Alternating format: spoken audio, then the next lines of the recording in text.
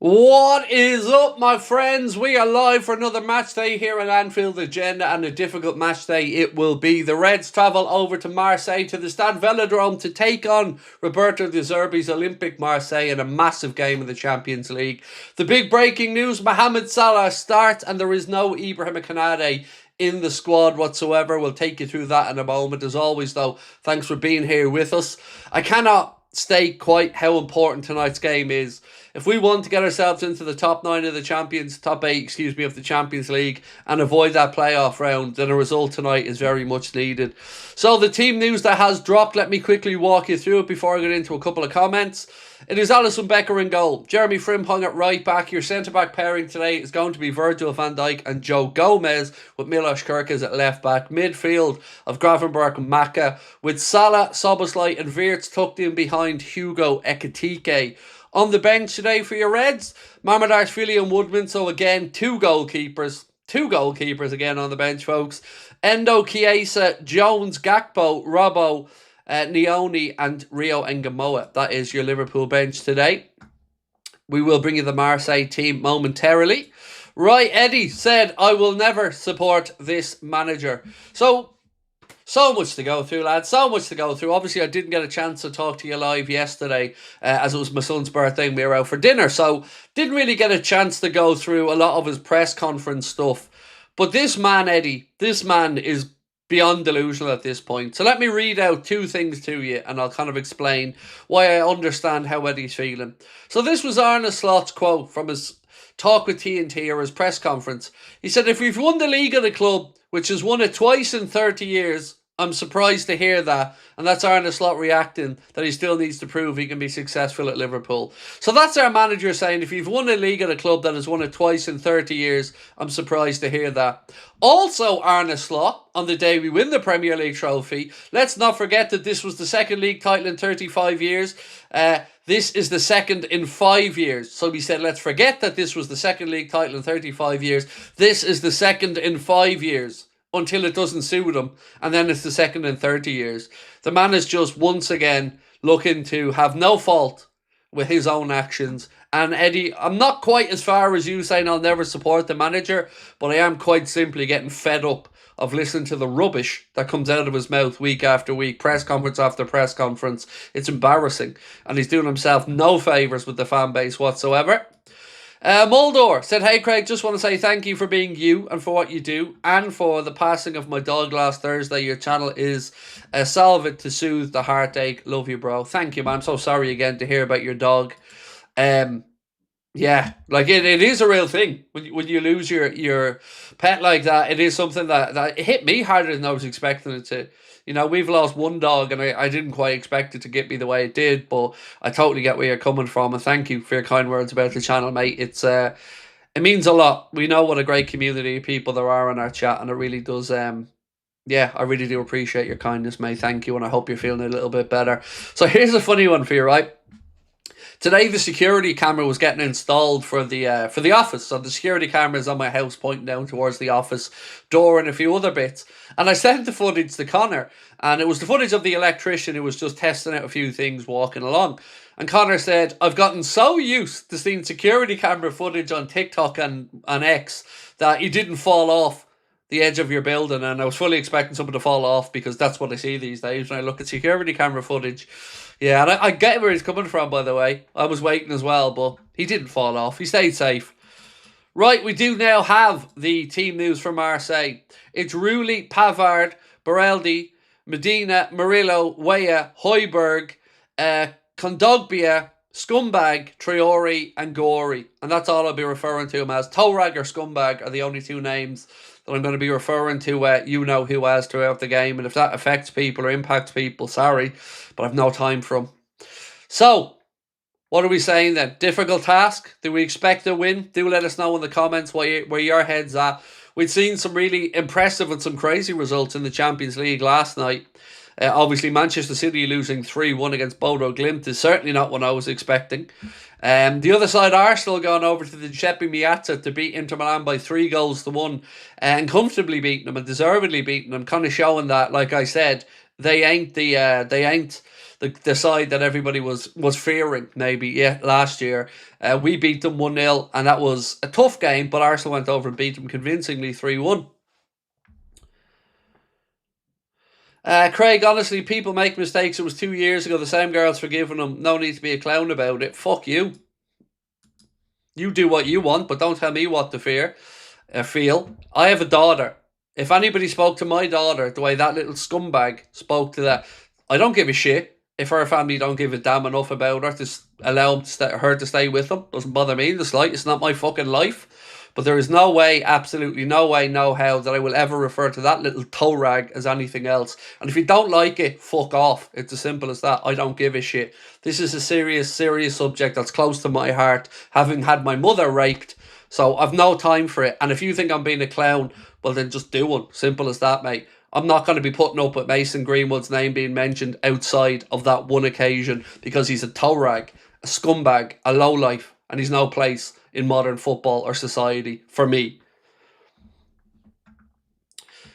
You listen to those voice notes and you tell me that if that was your child or your sister, that you wouldn't be absolutely egregious about it. And yes, mate, woman gets pregnant with child, stays with man with money. Shock fucking horror.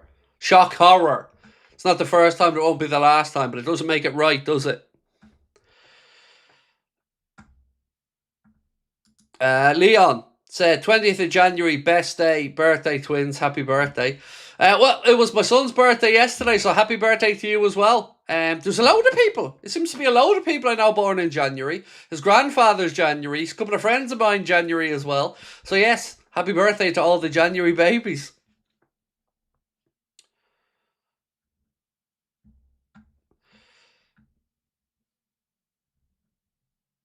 Hey, what's this one? Sorry, I'm just trying to read through a few of your comments on a few other bits and pieces. So, how are we all? Hope we're having a good day. What was it? Blue Monday was Monday, wasn't it? It was supposed to be the day of the month where we're all at our, or of the year, where we're all at our lowest, apparently, because the Christmas buzz is over. So, look, at least we're in the home stretch now, the end of the winter. We can get towards the good weather soon. Because I don't know about you guys, but it feels like it's been a particularly long winter. I guess the Reds haven't really helped with some of the form we've been in. So again, for those coming in asking, there is no Ibrahima Konaté in the matchday squad today. He did not make it. So on our bench today is Mamardashvili, Woodman, Endo Chiesa, Jones, Gakpo, Robbo, Nioni, and Engamoa. And then the starting 11 is, as you can see it there on screen, Alisson in goal, Frimpong at right back, Kirkes at left back, with Gomez and Van Dijk in the centre back positions, Ryan Gravenberch and Alexis McAllister in midfield, with Mohamed Salah returning to the starting 11. This is going to be an interesting one. In a good way, I mean, a very good way. I'm looking forward to having Mo back in the team. Dominic Szoboszlai, Florian Wirtz, and of course, Mr. Hugo Ekitike up top. Craig, was it explained why Ibu wasn't in the squad? All we know that there was a family emergency. So he didn't travel with the squad because he had a family emergency. And that's all I know. And like I said the other day, and I'll repeat it now, whatever that is, I hope that Ibrahima Konaté and his family are safe and well. And I hope that everyone is okay. I don't know what's going on. It's not really any of my business either, you know. I just hope, you know, that his family are okay. You know my thoughts on him leaving the football club and everything that goes along with it, but there's a human aspect to all of this as well, and whatever that family emergency was, I sincerely hope that they're all okay. Love from Bulgaria, bud. Love your stuff. Thank you, mate. Appreciate you. Love right back to you. Favourite player for Liverpool and Marseille? Favourite player for Liverpool from the 11 that's on the pitch? I'm going to go... Oh, it's a toss-up, though. I'd say Wirtz or Ekitike. They're my new man crushes for regard to the footballers. And favourite Marseille player? Let's have a look. Kondogbia is a decent player, to be fair. Pavard, we know about the career he's had. Højbjerg, interesting as well. I was going to say Kondogbia, probably. Kondogbia, but again... There's not many of them that I would really take to Liverpool, to be honest with you. Liz said, happy match day. Let's effing go. Happy match day to you as well, Liz. Hope yourself and Ian are well. So how are we feeling? This is a massively important game tonight. You know, looking at the Champions League format, you want to be in that top 8 to avoid the playoff round. And unlike last year, when we did finish in the top position, we would have had a home second leg all the way through, which is the reward this year for first and second. So Arsenal will have deservedly, to be fair, gotten that. So it's up to us to make sure we can get our way into that top 8. And I fear if we don't win tonight, that's out the window. We're going to beat Karabag at home. I think we can be confident about that. But this game tonight is a big one. You know, I don't want those extra 2 games. From a content creator's perspective, selfishly, you know, it's better for us if there's more football. But I don't want it as a fan, because I want the lads to have the rest and not to have to play that. And, you know, there could be as many as 8 or 9 games in February if we are forced into that playoff.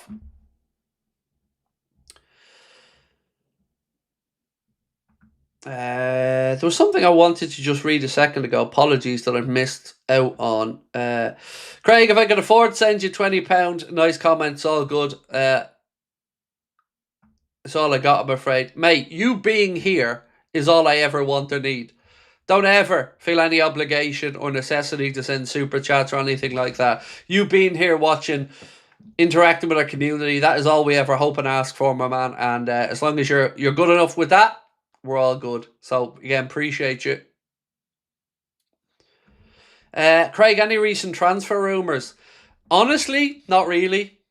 Truly, like, I wish I did have some. But there's not really anything that's happened that I feel confident in talking about. There's been some speculation about Van de Ven. Matt Barlow said Liverpool are developing a keen interest in Mickey Van de Ven, and he's resisted a new contract, and it'll be a big decision. That's kind of about it, really.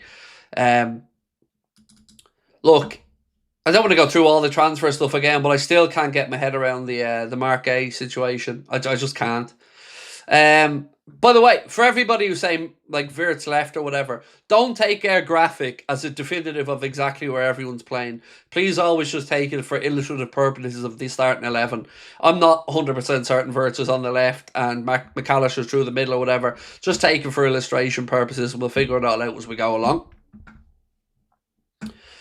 Jer Burke, how are we, Jer? Said, hey Craig, how are you? I'm so disappointed with the board for not signing Semenyo and Mark Gay when we need players in the door, and most importantly a centre-back for the price that he paid for him. So I want to say something without getting somebody in trouble. How do I say this? I spoke to somebody who's had direct contact with Antoine Semenyo, and even Antoine Semenyo expected to move to Liverpool. And we dicked about. That's pretty much all I can say without being too... I don't want to land anybody in trouble. The person that said it to me, because if I keep talking, it'll become too apparently clear where I got this information from. So he's even surprised, Semenyo, that he wasn't made a move for by Liverpool, because that's where he fully expected he was going. Now, in the Mark A situation, like I've said, I don't know. I don't know what on earth has happened there. I don't know how we shit the bed so massively on that one. But look, I've never been as upset about Antoine Semenyo. You know, I could understand if the club felt we had other priorities to do at this moment in time. But the Mark A one just seems open and shut. You know, it seems like very simple. We need a centre-back badly. We nearly had him signed. He's willing to move in January. It cost 20 million quid, and we did nothing.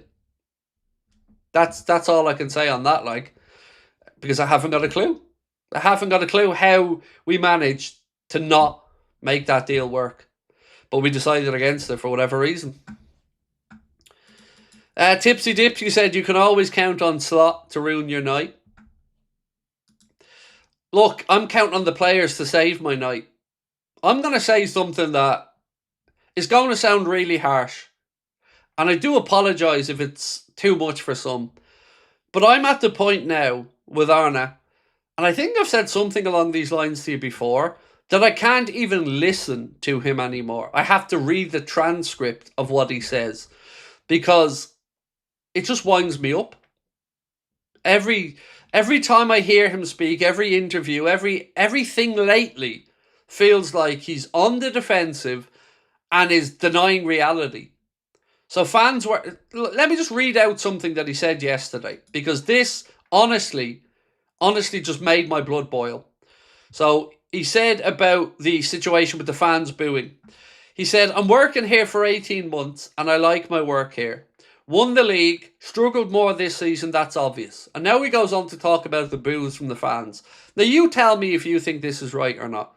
He said the boos, no, maybe I heard a few, but it wasn't a lot.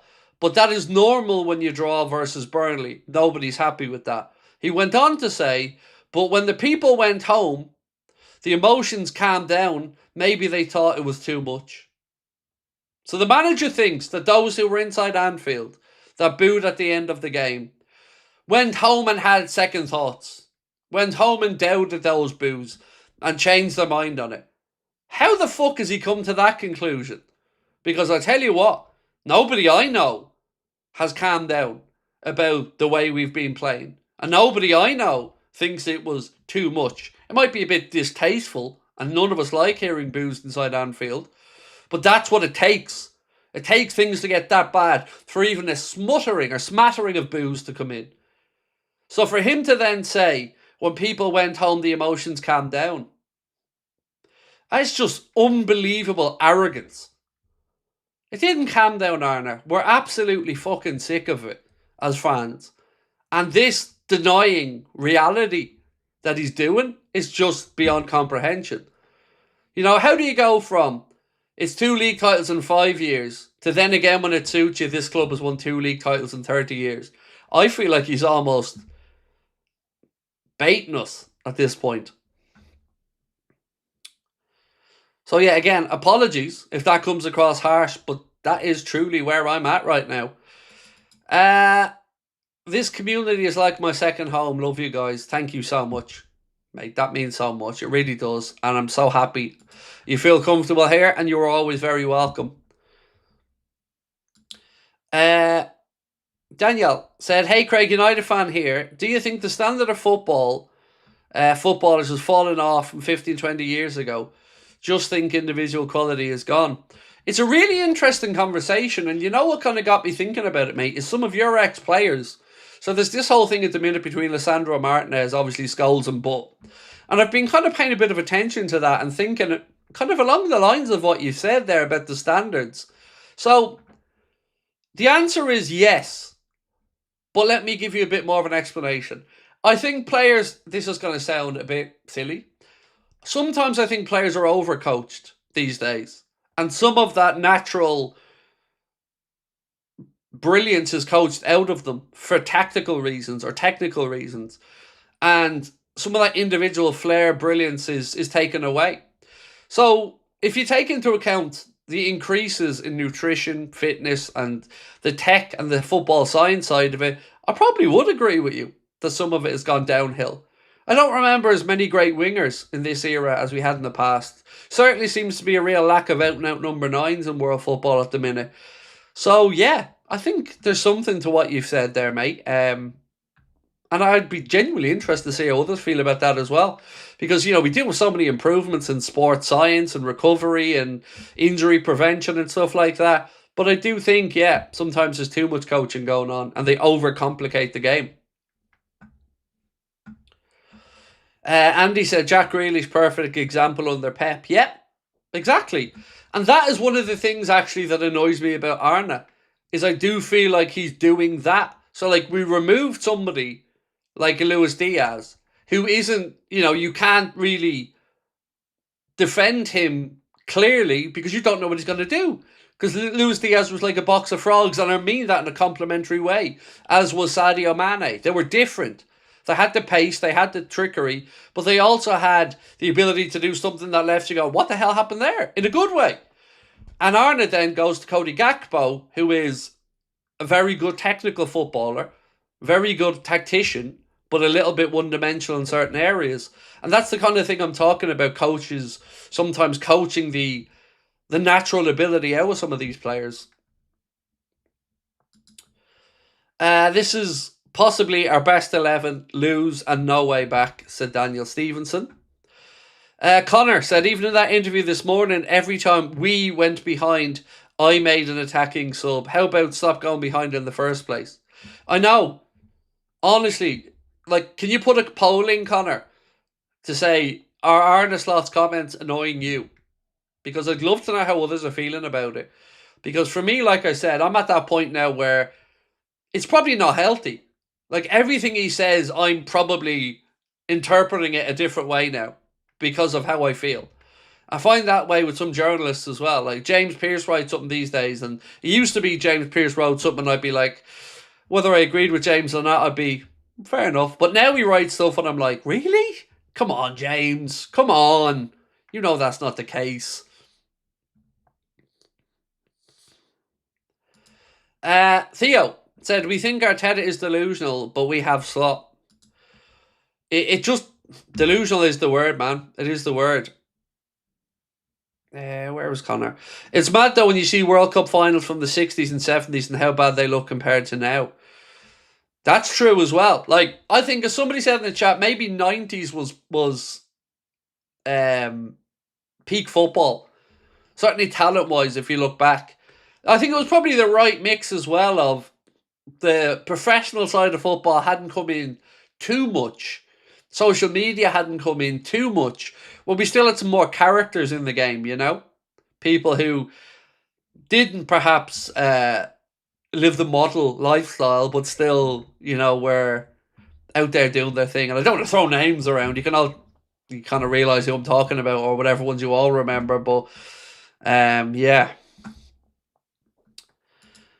Corbin said, feels like I'm on the fence about the manager. It's not good enough, but we always have this drop off after winning something. Just feel confused. I get that, mate. I really do. I really do. Honestly, I have my position on the manager, but I can understand how others have another position on it. I don't agree, but I do understand it. And I understand people who talk about the league title and that being a big thing. Of course, I understand and respect that. But I really just think myself, mate, that the goodwill for that's gone, in my opinion. Or for me. And now I'm at a point where someone asked me the other day, is the situation for you rescuable with Arne? And I said, yes, every situation's rescuable. And I've dwelt on that a little bit over the last couple of days. And I wonder if I answered the question more out of goodwill than honesty. Because I'm not going to lie, I'd like to think in any position in life, I'm open to things changing. Unless it's a legal thing, you know what I mean? But with this manager, I don't know. Because I feel like he's starting to poke at us now and deny reality. And that is... Like, we're in a world now where I don't think people challenge enough things. And I've been saying to you guys for ages, a lot of what you hear is bullshit, especially when it comes to a football club and what is put out there into the world. Because... you know, what he's saying doesn't match reality for me. But there's two ways to look at this. We had the run of games that seen us lose by 3 goals 3 times in a row and seen us lose some stupid games of football. So there's no denying that being unbeaten in 12 is better than a run of losses. And I'd be an idiot not to say that. But 7 draws in 12 and some of the draws and the way they've come about, that's what has me saying I'm not buying into this unbeaten in 12 shit. Like, let's look at the Inter Milan game as an example. As I said at the very start of the stream. Inter Milan, we went over there and we won 1-0. And getting a good win at the Giuseppe Meazza/San Siro is always good. But I told you that night that they're not a good team. And people said that they were in the Champions League final last year. And I said, I'm telling you, they're not a good team. Arsenal went over and wiped the fucking floor with them. That should tell you they're not a great side. So that 1-0 result away from home is a good result. It's always going to be a good result. But let's look at the lay of the land now. You know, right now, English football is the best league in the world. The drop-off in La Liga has been...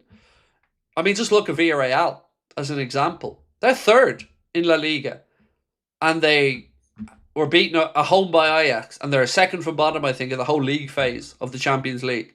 Premier League is where it's at. So to be 4th in the Premier League behind Villa, Arsenal and Manchester City, that shows the drop-off. And whatever Arne Slot says, it is excuse-making. Ultimately, we're 4th, and anything and any stats he wants to cherry-pick, fair enough. But ultimately, we're 4th, and we're feeling frustrated. Adapt the system to the players, never the inverse. Yes, and the managers that seem to end up getting the boot are the ones that refuse to adapt. You know, some managers will adapt and change things. And look, to be fair to Arne, I do think he has adapted. But I think, as Cara said, he may have overcompensated and gone too far the other way. So this situation with Salah now feels like Salah's won. That's how I look at it. Salah's gone to the AFCON and Arne's position has only weakened since he's gone. Because we haven't had this run of incredible victories or anything like it. Now he's come back and he's straight into the team. And even the revisionism from Arne over the way that Salah situation happened and the language is used about it is absolutely comical. So now, to me, it's really clear that he needs Salah to bail him out. And he needs Salah now to keep him in a job. Because he knows if he doesn't play Salah and we're not getting results, those two things combined are irretrievable for him. But if he plays Salah and doesn't get results, at least that's one headache left for him. And he only has to come up with an excuse for the results. But you see Salah straight back into the starting 11. I find that very interesting. Prankaholic Nick said, me and Dad love your videos. We're in Australia. Much love to you both, my friend. Thank you so much. I'd seen something actually in Australia the other day. It was like the beaches were closed because there was 4 shark attacks in 2 days or something. Wow. So stay safe anyway, my man. But thank you to you and your dad and sending you love from Ireland. I do hope to visit at some point. Oh, the good news is, well, I don't know if it's good news. It's fucking news. Let's just call it that. The Houlden family are going to be heading over to Canada in September. So I'm not going to do a show, but we might plan a meet-up when we're over in Canada. Don't ask me what it looks like yet. I don't know. But we're going to go over to Canada in September. And I'm going to meet up with a few people from our community while I'm over there. So leave it with me. We'll figure it out. But just put it in your calendars. The international break in September, we're going to head over, myself, my missus and my son, to Canada. And it'd be silly of me not to go over there and say hi and meet up with a few people if we could. I'm glad we didn't get Gay, a homophobe who wrote I love Jesus on the rainbow armband. I think we should be looking at a teammate, Lacroix. So this is a really touchy subject because I'm not a religious man. I'm not. But I would never call Mark Gay a homophobe. I understand people's religious beliefs. And I understand if they follow their religion and their life lived by their religion. I have to respect their opinions.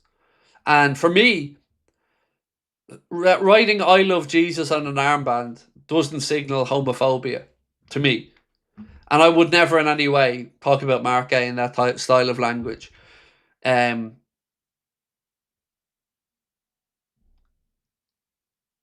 rainbow armband, I think, is a good thing.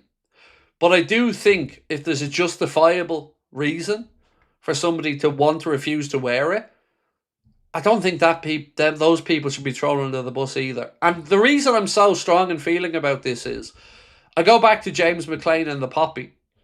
From an Irish perspective, a lot of people probably don't get that or feel that as deeply as Irish people would. But I understood it. And I'm not a religious man, but I understand that people's religious beliefs are sacrosanct to them. And Mark Gay wasn't outwardly or in any way openly hating towards anybody. So please be very careful about throwing around that style of language. And on Lacroix, good player. Good player. I still would have preferred Mark Gay, mate. I'm not going to lie to you, by a long way. For a few reasons. You've got the homegrown aspect. You've got the fact that he's played 4.5 seasons in the Premier League. And the price. You know, it all just added up to a win for me. Everything about Slot is pissing me off right now, said PC Drat. Rolfie, how are we, dude? I love the colour of that t-shirt in the picture, by the way, mate. I'm a big fan of that colour green in particular. Slot for me sums up 2020's football: slow, methodical, overly analytical, and no creative freedom for the fast and creative players. It's not the Liverpool way. So look, I look at it a few ways, Rolfie. And I look at it and go back to what Stargirl said in a comment to me about 3 months ago. When Arne came to Liverpool, we were told that the data showed that stylistically he was very similar to Jurgen and we weren't going to have a big upheaval, right? We were told that, and then we went and won the league. So we won the league and we're all happy. Then we go out and reinvest into the market in a big way, and we expect the style of football to evolve in a positive way under Arne that will get us better, and then we move so far away from that pressing and that style of play. And he seems to think we haven't in some weird way, but we have. And now we're boring. So I don't like the brand of football one bit. And certainly I would have expectations of a far better brand of football with the quality he was given in the summer. But the one thing I'm going to say is, look, wherever we are on the manager situation, and each to their own on that one, I hope we're all united together in the belief that not bringing in a centre-back is the height of stupidity. Because look at today even. Konaté has family reasons for not being there. That's absolutely fair enough.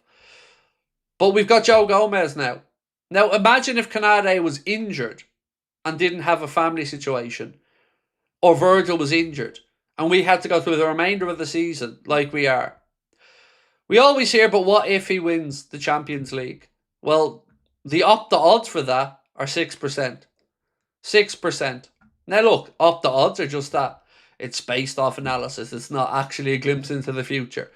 But they reckon Arsenal have a 100% chance of getting to the round of 16 and a 25.8% chance of winning the Champions League. Manchester City, an 89% chance of getting to the last 16, an 11.5% chance of winning the Champions League. We are 6th on the list of probable Champions League winners, with a 64% chance to reach the round of 16 and a 6% chance to win it. So I don't really want to put my whole season on Arne finding that 6%, because I don't think he's going to find that 6% chance to win the Champions League, which is why when people have said what ifs, I've been saying it's highly unlikely that he wins the Champions League. So for me, I'd make the change immediately. But like I said, I do respect other people's opinions. I just don't think it's rescuable at this point, because I think he's lost too many of the fans and a lot of the players. What's your score prediction? So, Chris, I went 2-2, building up to the game all week, and I feel like 2-2 is probably, I'm comfortable at that still. It is a game we can win. I've no doubt about that whatsoever. It's a game that we can win, and it's a game that we can lose. But there is a bit of jeopardy on it now. So we got to get a result tonight if we want to be in that top 8. There's no way we don't qualify for the knockout round. You know, but we don't want to play off. We don't want another two-legged tie and more minutes in the players' legs. Stargirl, how are you, my friend? Said Slot was brought in to promote junior players and his tactics were similar to Klopp, which is why he's failed at both. Also, I'd love to see Canada. Well, I haven't been to Canada in like 20 years. You know, last time I was there was my daughter was turning 1. It was her first birthday. She's 21 now. So yeah, it's been a long time since we've been there. So can't wait for that. And on the other thing, we talked about the bringing through young players thing, and there hasn't been. There's Jibril Cisse looking absolutely dapper. Top. No, I want that tracky top actually. That sorry, I'm distracted by an Adidas tracky top that Jibril Cisse has on. That it's a bit of me, that top. And he's a lovely guy as well, by the way, Cisse. Yeah, we're nowhere near where we should be, Stargirl, and he hasn't brought through young players. If anything, look, I'm just running out of any patience with him. But every game gives us a bit of a distraction, right? Because we don't have to talk about transfers for 90 minutes. We can just focus on the game and hope that we can get a result. Liverpool only need to win this game to qualify. So, would you say to qualify, Keith? I don't... Like, there's no chance of us not getting into the knockout stage of it. But it's top 8 that we need to be looking for. And I can't remember exactly where we are, but last night, I think, after the round of games, we're something like 11th. Let me just check it for you, dude. Right, so right now, Liverpool sit in 11th place in the league format. And of course, there's still games to go on tonight and the earlier games. So I think because of the goal difference and stuff and other games taking place, a draw tonight won't even cut it for us, in my opinion. I think we need to win now, and we need to win against Karabakh. And I'm really, really, really confident, of course, we beat Karabakh. But anything other than the win tonight, mate, leaves us squeaky bum time, and maybe dependent on results from elsewhere. Because no top 8 makes the route more difficult, makes it more likely that we'll get tougher opponents. And of course, it gives us another 2 games that the manager and nobody will want, because one, it's a chance of being knocked out earlier, and two, it's just games that could have been unnecessary. And this goes back, like, let's not forget something here, folks. In all of this, whatever happens, we were beaten at home 4-1 by PSV Eindhoven in the Champions League. And I'm not going to ever fucking forget that. That's a result that is ingrained in my memory. At our gaff, we were beaten by PSV Eindhoven. Trounced by PSV Eindhoven. At home. And that's after them beating us the year before at their place in the Champions League. So what was it? 7 we conceded over 2 games against them? PSV Eindhoven. Don't forget that. That's what this clown oversaw. Your Premier League champions getting beaten 4-1 at home by PSV Eindhoven.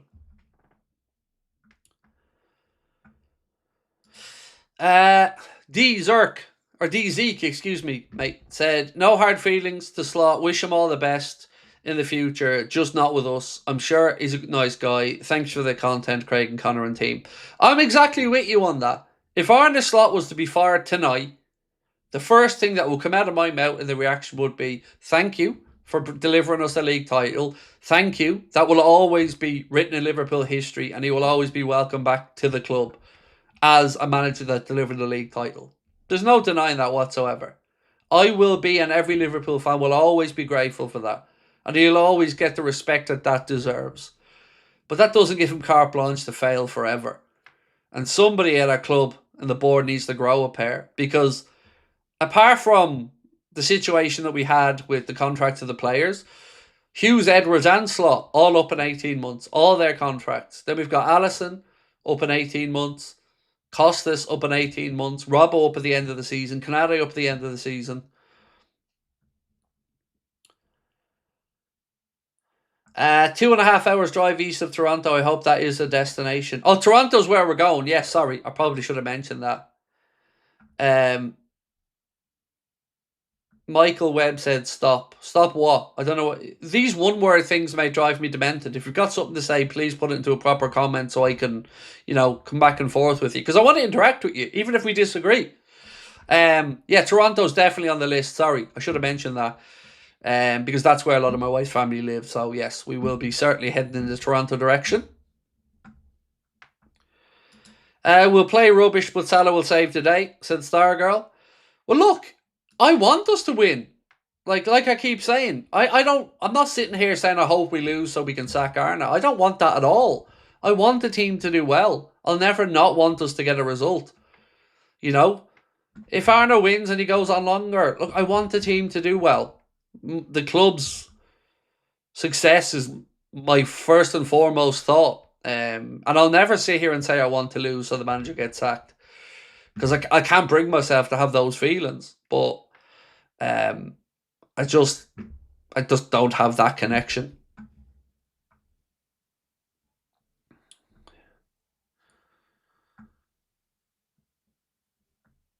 Bastoni or Van de Ven for centre-back, said Aaron. Look, I'd love both, mate. Van de Ven, I said at the time when Spurs signed him, and I'll stand over it now, it feels like one that we missed out on, albeit I would fully admit that he has had some injury concerns there as well, of course. So James Pearce writes, Mohamed Salah has shown no sign of wanting to move from elite European football. He remains content and well integrated into life in the northwest of England, where he resides with his wife and their 2 daughters. That's spot on. I can't argue with James Pearce on that one, but that doesn't change the situation between him and Arne.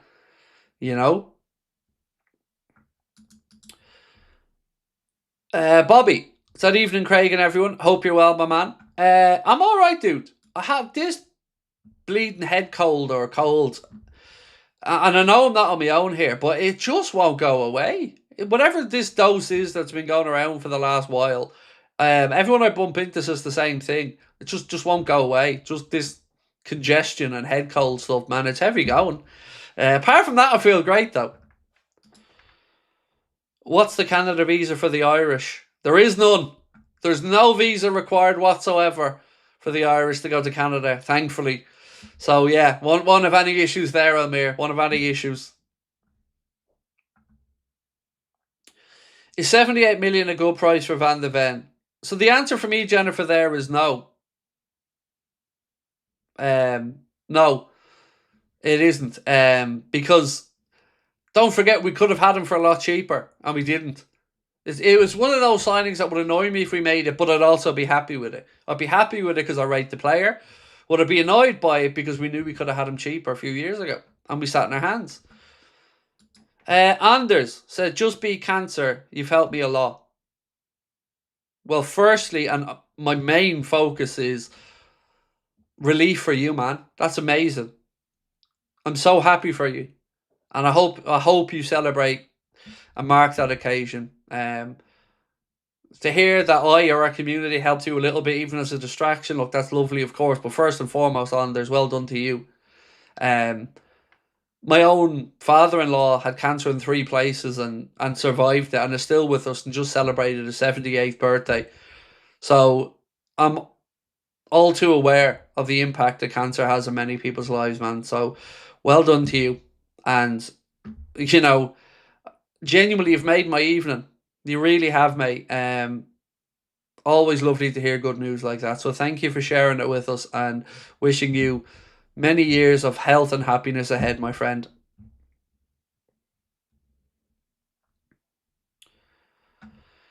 You intend to keep Mason off thumbnail. I have no control over thumbnail. Connor does all that stuff. I don't interfere in that side of the channel. That's Connor's department. Yeah, I'm the front of camera man. So yeah, that side of things, nothing to do with me. I'll look, this is one of those situations where people are going to have different opinions. My opinion is very strong on this situation. So I'm going to do my best to just try to not acknowledge rather than say anything that might provoke people.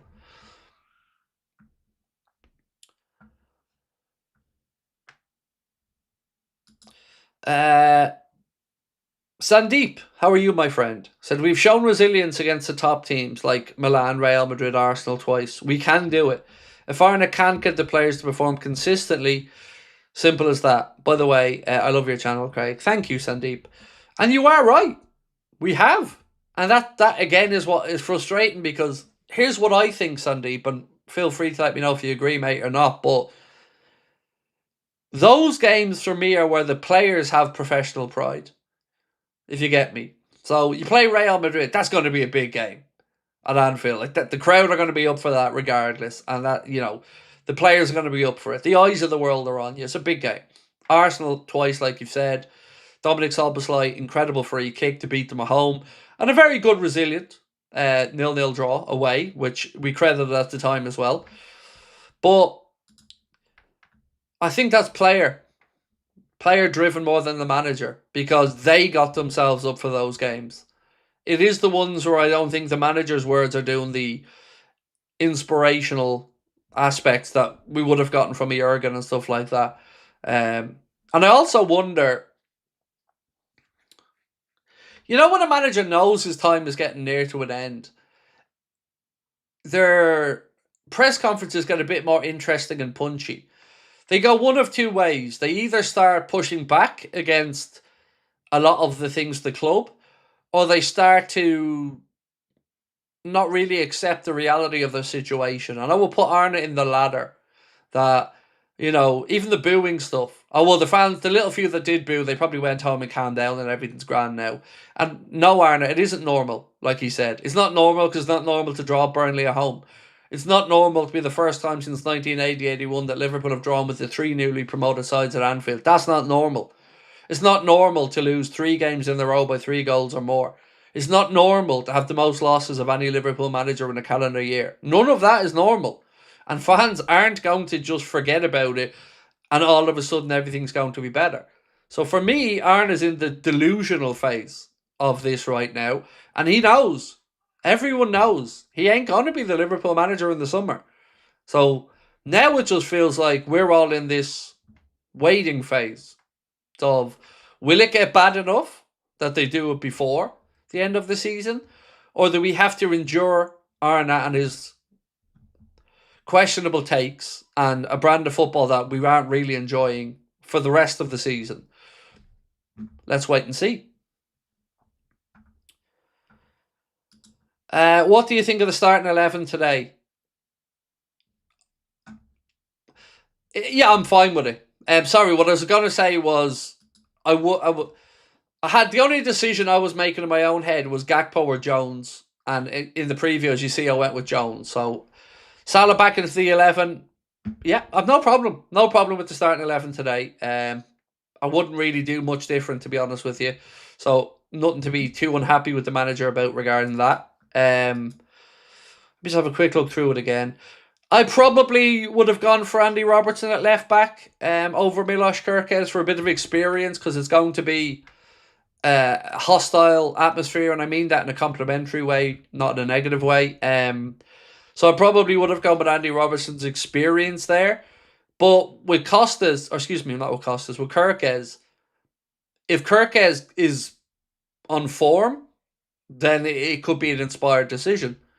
But I think it's a bit more risky to put the faith in Kerkez. So that's me nitpicking, but that's probably the only thing I'd maybe do differently. Anders said, I had leukemia. I'm just happy that you were live. Thank you, bro. And I'm so glad that you're on the other side of it and you've gotten through it. I had a neighbour when I lived the other side of Enniscorthy in Davidstown, who passed away with leukemia. A young guy, just done his leaving cert. So I'm so glad that you got through it, Anders, mate. And as I said, I wish you many years of health ahead. Shrek Benson said, not only is comments annoying me, look at our small bench, and he has the audacity to say he's happy, disappointed. Yep. So, one thing actually, I had a phone call yesterday with the gentleman that owns the Collector's Corner, which we've said to you guys before is where I buy all my own memorabilia from. But we're also going to be doing monthly giveaways, as I promised you, throughout 2026. So we're working on something really special for the first giveaway. I can't announce it yet because we have to make sure the item's secured, but you're going to be happy with it. So what we're going to do over the course of the season with our monthly giveaways is move between Liverpool stuff and a little bit of UFC stuff. So every month, something will be given away to a member of the Anfield Agenda community, thanks to our friends at the Collector's Corner. And we're also going to have a unique code for you guys, and if you want to treat yourself to any memorabilia, you can go ahead, get a small discount on it as well. But we're going to be launching that very, very soon. And I know what the item's going to be, but I can't tell you yet. But trust me, it's a winner, and you're going to be very happy with the first item. But that's going to be every month throughout 2026. So if you want to, it's very easy. If you want to be in with a chance to win it, you have to have two things, obviously. You've got to be subscribed on here and join the Anfield Agenda WhatsApp. And you can scan that QR code on the screen there right now. That will bring you into the Anfield Agenda WhatsApp, where you will see the form in there later for the player ratings. So if you want to submit your player ratings, it's where we put in transfer news, polls, and lots of information moving forward with the channel. So if you want to be in with a chance to win those every month, make sure you are signed up to our WhatsApp by scanning that QR code, or the one in the bottom corner of the screen there now, or the link in the description. Tipsy Dipsy said, I have to apologise to my missus every match day and apologise for what I'm putting her through. It feels wrong but satisfying watching her hate this. Yeah, my frustrations lately have probably meant I've had to spend an extra few minutes before I go back in to say hello to the family after some of the results.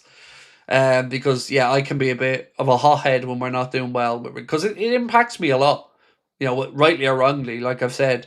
So yeah, I think probably a lot of us would due some apologies to our missus and stuff like that. Are you excited for Max Holloway and Charles Oliveira? I'm not really a big UFC fan personally. I'm a casual viewer of UFC and MMA. I'm more of a boxing fan, so yeah, for me, boxing is my thing, along with football. But we are aware of, obviously, the MMA and UFC are huge growing sports, so that's why when we spoke with my friend from the Collectors Corner, we thought, what other things could we do apart from Liverpool giveaways? And we thought UFC would be a good crossover as well, because of course, lots of you guys love the UFC as well.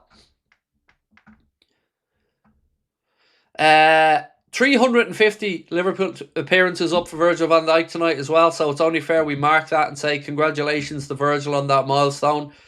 A great leader of a football club, even though sometimes I do disagree with his statements. An incredible, credible player, and one that really has helped transform us. So well done, captain, for 350 appearances for Virgil. I think we'll all agree, very well deserved and a huge milestone for him.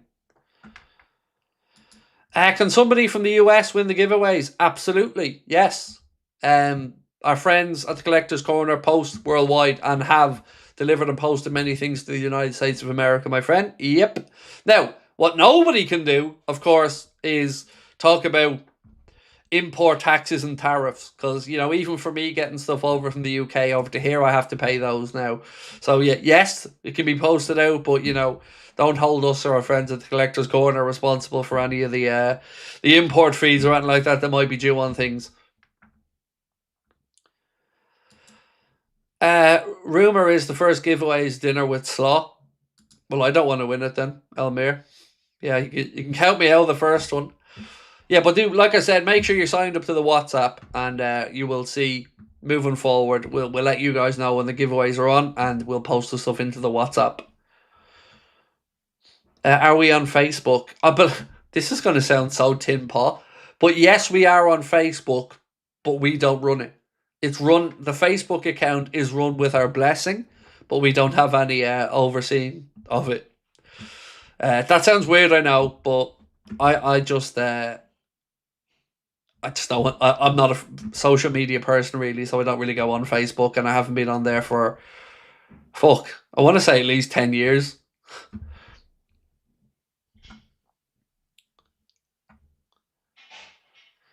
Hey Craig, is it Sloth's resignation letter? But you have to wait till the game finishes.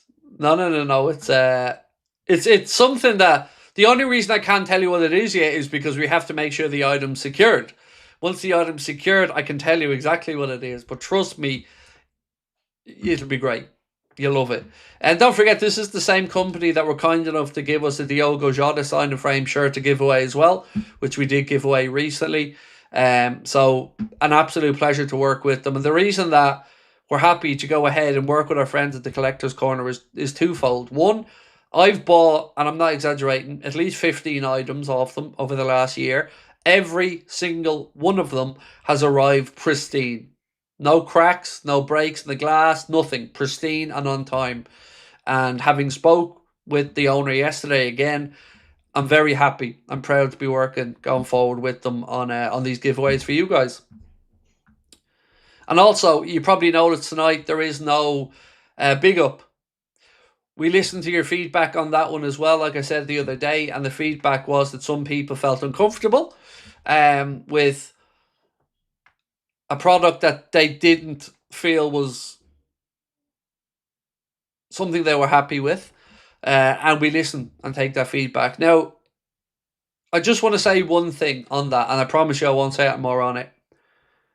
How do I say that? To step away from that partnership is, of course, the right thing to do based on community feedback. But I'm not exaggerating when I say we walked away from a serious amount of money because it didn't feel right to our community. And I can't give you an exact number, but I mean the biggest brand deal we've ever had.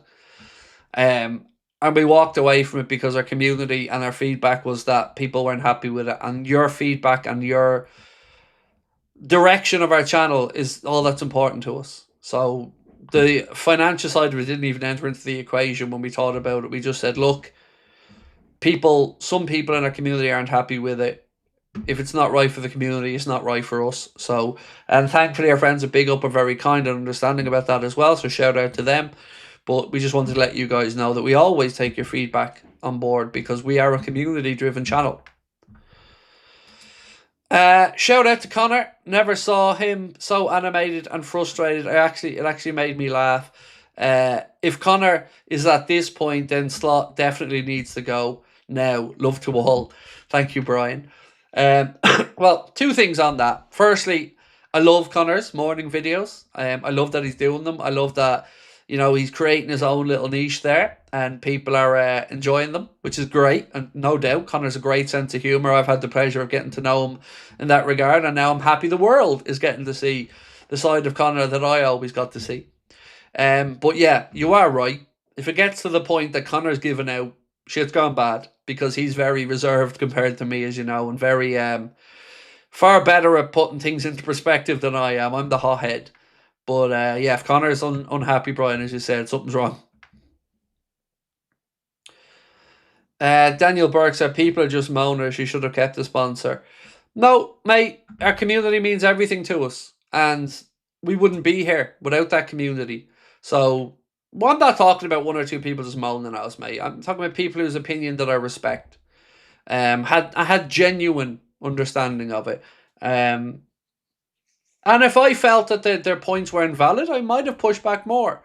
But we listen, and we've always said we would and will.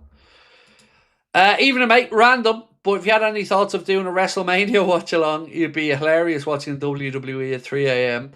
No, I haven't. I was a huge wrestling fan into probably my late 20s to early 30s. Then life got in the way. Life just got busy and I just didn't have enough time anymore. But no, I won't be doing a WrestleMania watch along. But what I will be doing is some retro arcade gaming going forward. So I told you guys that we'd bought the this machine for the office. So what I'm going to be doing is doing some retro arcade gaming in the future because that machine comes with 8,000 games on it. So Street Fighter 2, Tekken, Mortal Kombat, that kind of stuff, Space Invaders, all that. So that I will be doing moving forward. We'll do maybe one or two a week as we go through the games and stuff like that. But yeah, that's one thing. And then there might even be a little bit of darts content going forward as well because we have a darts set up for our studio where we plan to do maybe even a few competitions for charity and stuff like that. Just as a guide to American Post, I sent out 2 LFC shirts to mates' kids there. £11.20 in Royal Mail and a further £20 in orange tax. Well, the only thing that I know, mate, from people who were in America was they were saying if they were buying the shirts from the Liverpool store, that they were getting hit with some import taxes because it was coming from outside the United States. But people who were ordering from the Adidas site and getting the Liverpool stuff, apparently because Adidas is set up inside the United States, that stuff is not getting hit with it. But like I said, secondhand information because I live in Ireland.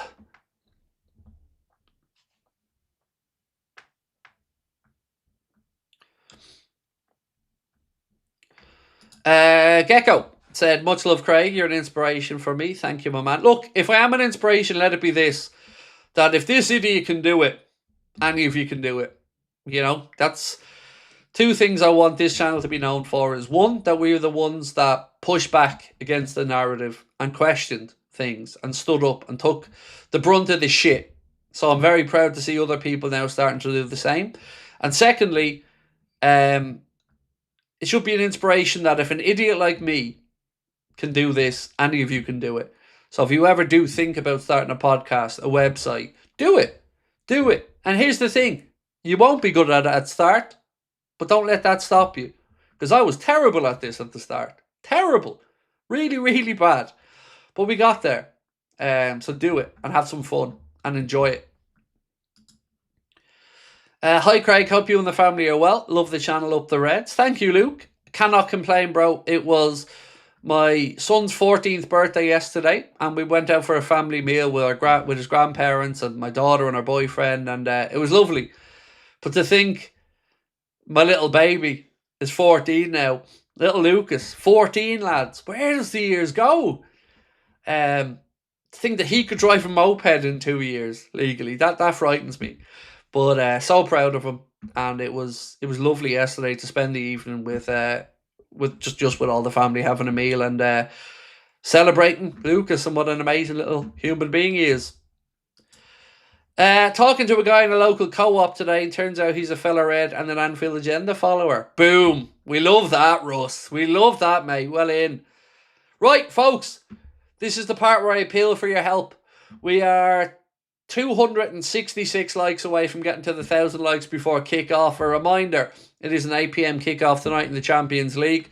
We're going to have our match reaction and our player ratings videos coming up as well after the game, so do make sure that you join us for that. Tosh Cop Ev 2222, thank you so much, mate, for being with us as a member for 2 months. I appreciate you. Right, let's check in on our poll. So, Arne Slot's comments annoying you. 69% yes, 23% not bothered either way, 9% no. Thank you to everyone that took the time to vote. Appreciate you. So, how are we feeling? Give me your score predictions tonight. What are we saying, Reds? I'm going to stick with my 2-2, although I'm open to being pleasantly surprised and getting the win. But do let us know what you're thinking. While you're writing that out, I will take you through the Liverpool 11 and the bench. In goal, Alisson Becker. Right back, Jeremy Frimpong. Left back, Milos Kerkez. Centre back pairing, Joe Gomez, who comes in for Ibrahima Konaté, who misses the game because of a family emergency. Alongside Virgil van Dijk. In midfield then, Gravenberch, McAllister, Szoboszlai, Wirtz and Mohamed Salah tucked in behind Hugo Ekitike. On the bench, George Mamardashvili, Woodman, Endo, Chiesa, Jones, Gakpo, Robbo, Nioni and Rio.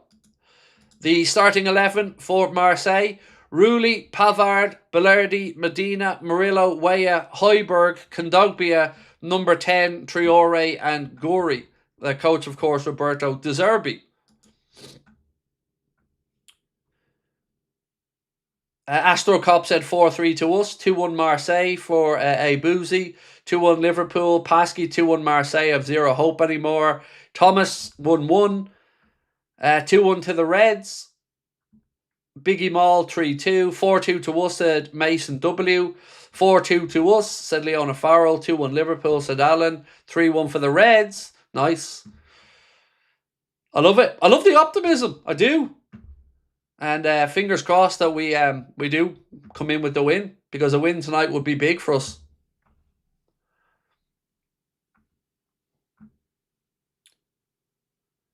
Brian said, hoping I'm wrong. 2-1 Olympic Marseille. 2-1 to us, said Sean Brady. Did you see that the Manchester City players, by the way, got together and are refunding the travelling fans that went over to the Bodo Glimt loss? World of Naturalists said, wish I could be so optimistic. Same. Honestly, I'm sitting here tonight hoping that you guys are right and I'm wrong. Because I know we can win the game. We definitely can. We do have the players. We have the ability to do it. But I'm afraid of what happens if we have to have a reaction. What happens if we fall behind? What happens if the nerves kick in? That's the unknown now, because we played well against Burnley. And we said it at the time, the first half in particular, I thought we actually looked a lot better. But one goal, we collapsed again and weren't able to find a winner. And that's the part that has me nervous, is for the first time in probably 12 years, you look at a Liverpool team and think, do they have the mentality to fight back? Because heaven knows for 12 years we have. You know, it's never been in doubt. Now, I do have that doubt, unfortunately. And yeah, it hurts to say it. Alan said injuries. What about them? I'm not genuinely not trying to be a smart ass, mate. I mean, I don't know what you mean by injuries, but if you're asking who is injured, obviously we know that Conor Bradley's out for the season. We know that Alexander Isak is out for at least probably another 6 weeks. Giovanni Leone out for the season. Konaté not out with an injury today. He had a family emergency. Other than that, same old, same old. Stefan Bajcetic still out. Yeah. If you mean as an excuse, well, it doesn't wash for me personally, but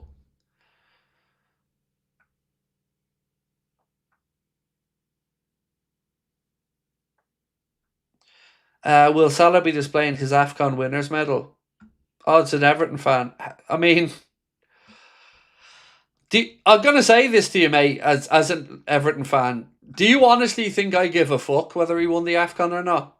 Like, truly, I don't. Would have been nice for him and of course, for the Egyptian people. But it doesn't bother me one bit whether he won the AFCON or not. I'm a Liverpool fan, not an Egyptian national team fan. If he had won it, would have congratulated him on it. But Jesus, mate, it doesn't bother me in the slightest whether he does or doesn't. And I say that about most of our players. I'm concerned what they do in a Liverpool shirt. And I don't think what Mohamed Salah has done in a Liverpool shirt can be questioned over time.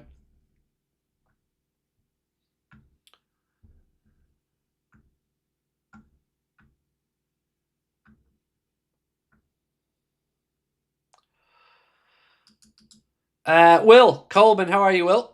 Lovely picture with your doggo as well. Hey, Craig, just wanted to say before the game, I'm not always here for the live chat in the evening, but I watch every morning without fail. Much love. Thank you, bro. Appreciate you, Will. Shaws said, do you think there's any possibility of the sack tonight? So all I can tell you is what we hear and say. And we said this 2 days ago. Our information backs up exactly what everyone else has been saying. And I mean, the David Lynch's and everyone. We believe at this moment in time there's no intention to sack him till the end of the season. That is truly what we believe. We checked in with our friends at Anfield Index. Same information there.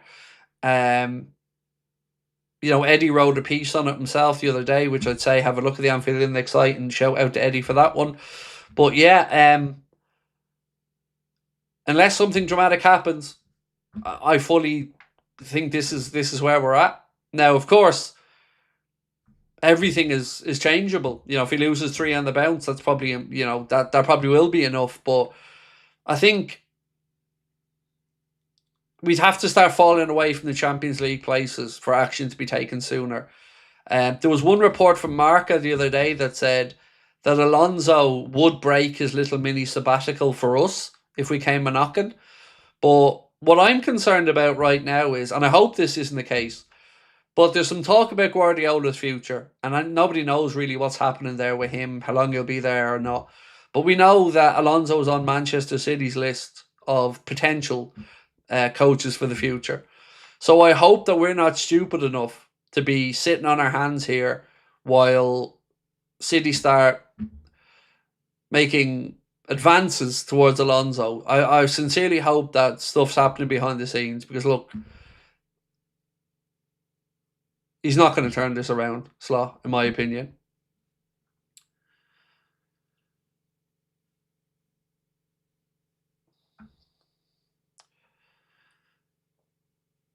If we lose, then Arne's getting the sack for sure. Mate, I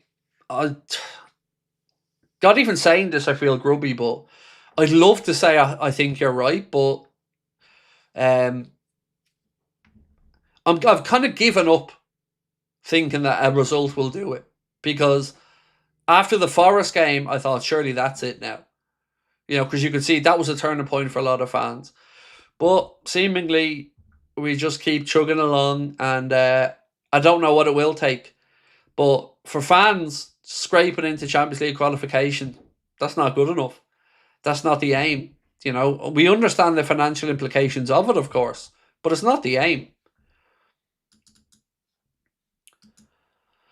Here's some quotes from Arne, or from Allison, excuse me. I think we've been hearing a lot about the atmosphere of the stadium against the historical team. We're not here to enjoy, but to play a good game and get 3 points. Well, let's hope we do that, Ali. Norwegians consume most coffee per capita in the world. I didn't know that's on there. There you go. And what was the one you said to me the other day? You were second highest for something else, if I remember correctly. Second or third highest for something.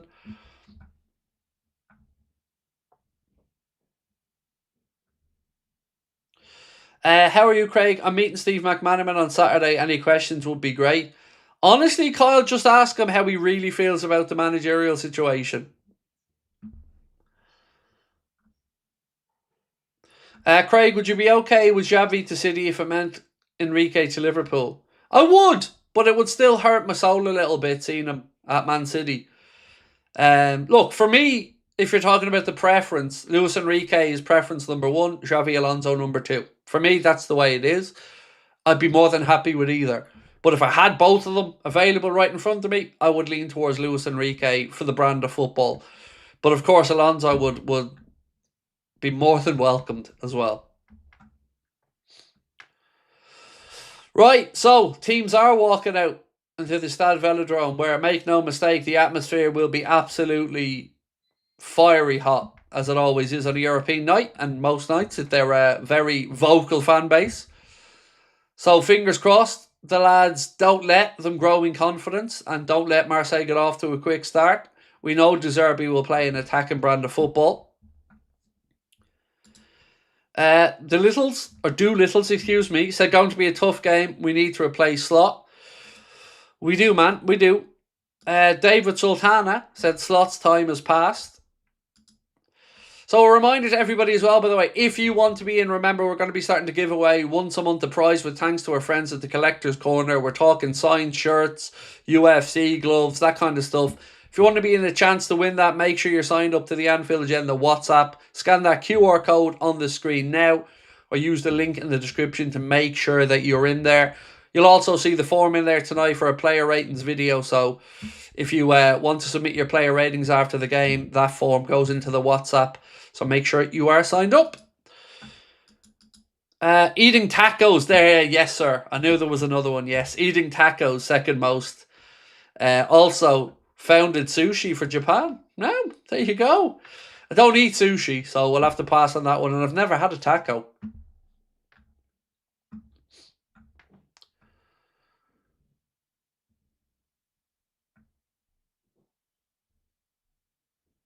Right, handshakes before the game.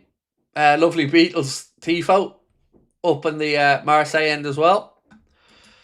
I've had an awful few weeks lately with a lot of dark thoughts with myself. I hope we can get a win to put my mind somewhere else. Love you, Craig. Well, firstly, mate, if you are having those dark thoughts and they are becoming overbearing to you, please do speak to a professional, whether it's a GP or somebody else, mate, because we want to make sure that your health and well-being are as best as they can be, first and foremost. I'm sorry to hear you've had a difficult few weeks, but please do, mate, if you find that those thoughts are becoming more intrusive or more dark, please do speak with somebody, a mental health professional or a medical professional.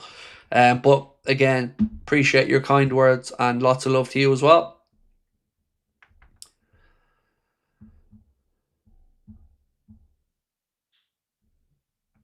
Right, folks. We are close to getting underway. Again, let's run through the 11s for everybody one more time.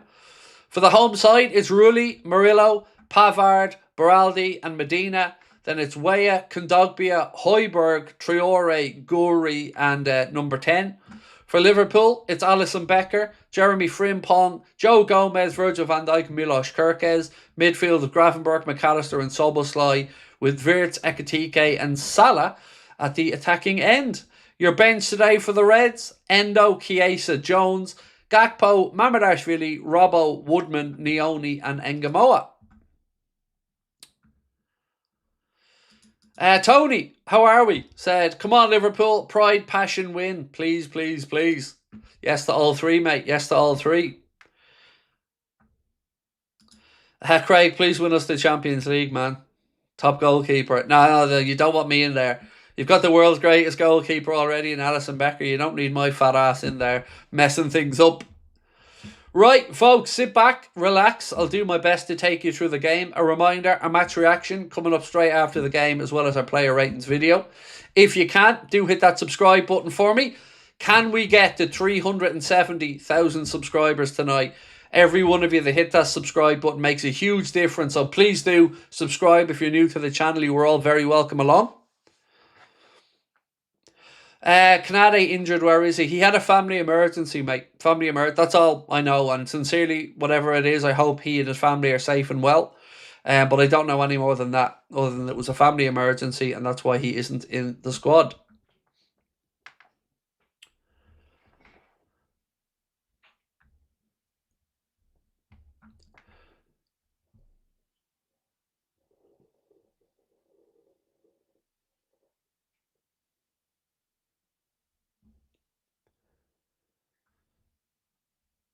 What a stadium. Yeah, it's a nice place, the Stade Velodrome, it is. And we've had plenty of great games. One of my favourite ever footballers was a Marseille icon in Jean-Pierre Papin. I received a signed photo from the Collector's Corner. They sent me a signed photo of Jean-Pierre Papin's last week, which was so kind of them. Yeah, one of my favourite players of all time. Right, folks, we're nearly ready to kick off. Would you ever do a 10-hour plus stream for laughs? No, probably not. Unless it was for charity or something. You know, if we were doing a long charity stream, maybe. Right, sit back, relax, and I'll take you through the game. Liverpool playing from right to left in the first half. Marseille about to kick off and get us underway. Feel free to keep me up to date with the other Champions League scores as well, folks. But make no mistake, this is a big one tonight. And we're underway. We are underway. Marseille do the decent thing and launch the ball long out left side, where it goes out off a Liverpool head for a Marseille throw-in. Thank you, Craig. This community helps me a lot. Thank you, my friend. And you guys do more than you'll ever know for me as well, with regards to helping me out. Right, I'll sync up for everybody at 30 seconds. We are now at 30, 31, 32, 33, 34, 35, 36, 37, 38, 39 and 40. There was a true ball played by Marseille there, but it was too much on it, and Alisson Becker comes out and smothers it on the edge of his area. Kirkes now in possession left side for Liverpool. Goes back to Alisson. A little bit of zip on that pass there, Kirkes, but Ali gets it under control. Great to see Salah back in the team as well. Alisson goes out left side to Ugo Ekitike. Back into Wirtz. Wirtz, McAllister to Gravenberch to Wirtz. Lovely little flick. Szoboszlai now. Needs some support. He's got Kirkes coming with him. Dom goes back inside to Maka. Maka to Ryan. Ryan to Wirtz. Wirtz, oh, unlucky. Shot blocked. Some nice football there through the middle from the Reds. Frimpong now. Wide right. Goes back to Joe Gomez. Into Alexis McAllister. Ryan Gravenberch. Come on, the Reds. Maka tries a ball over the top. It's well read by the Marseille defence and they head it out. Marseille player goes to ground, far side of the pitch. Referee feels it was a free kick, so blows. And as I said, free kick to Marseille, far side.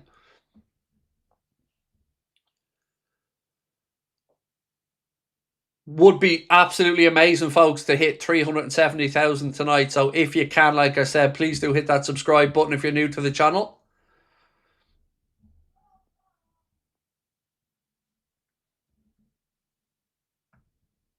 Right, Marseille in possession. Ball with the keeper, just knocking it around, trying to draw Liverpool onto them. Liverpool yet to really spring in with the press. They're waiting for something to trigger it, and there goes Dom with the press. Ball back now as Marseille look to play their way out, which they do. We know the Zerbi side will always look to play around the press.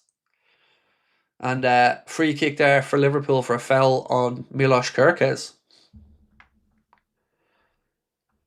Connor said we're very close to 100,000 followers on X as well, so please give us a follow on X if you are an X user.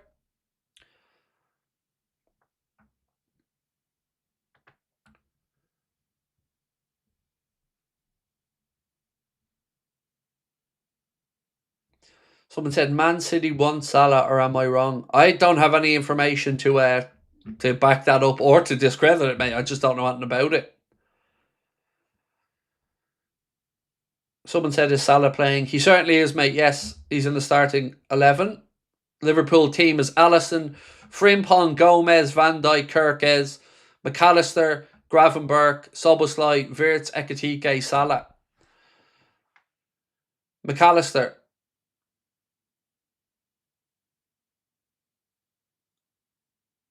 Cross in for Milos Kirkes, headed away. It's interesting because Salah's almost playing in the inside right side position. Nice reverse ball to Ryan Gravenberch. Ball goes out for Liverpool corner. Yeah, it's very interesting because Frimpong is playing in the wider position and Salah's playing in the half space. So almost, I won't say a second striker, but it is interesting to see how we've set up.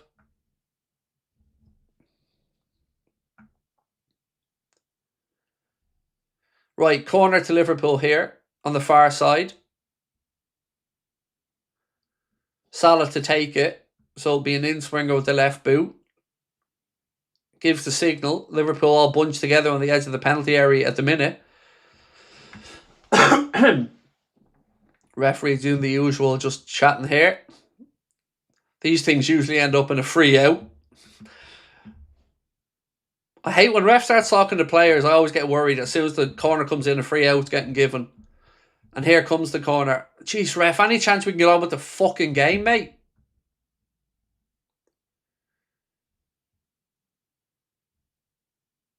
Well, he's chatting to the Marseille players, so he's giving them fair warning. But again, it's just slowing down the game. Right, eventually we'll get this corner. Salah to take it far side. Swung in. Headed down by Joe Gomez. Goes behind for a goal kick. So Joe spins away to the back post. Gets up.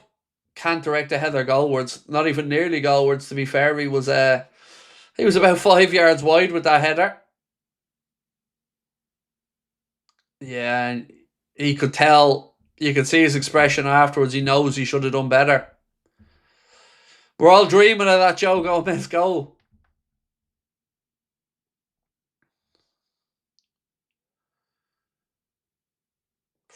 Throw into Marseille near side. 6 minutes on the clock. Still scoreless. Marseille now back with the goalkeeper. They spread it out left-hand side.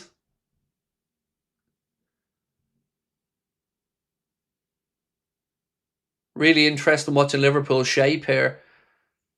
Out of possession. They go in behind Frimpong. Out comes Alisson, playing sweeper keeper, clears his line. Marseille win the ball back in the middle of the park.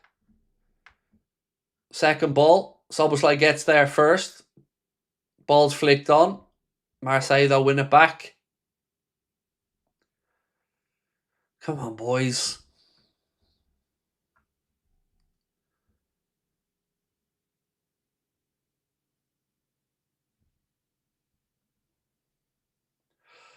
They're very, very, very cagey, Liverpool, about when to press. So they're allowing Marseille basically to the halfway line before triggering into the press.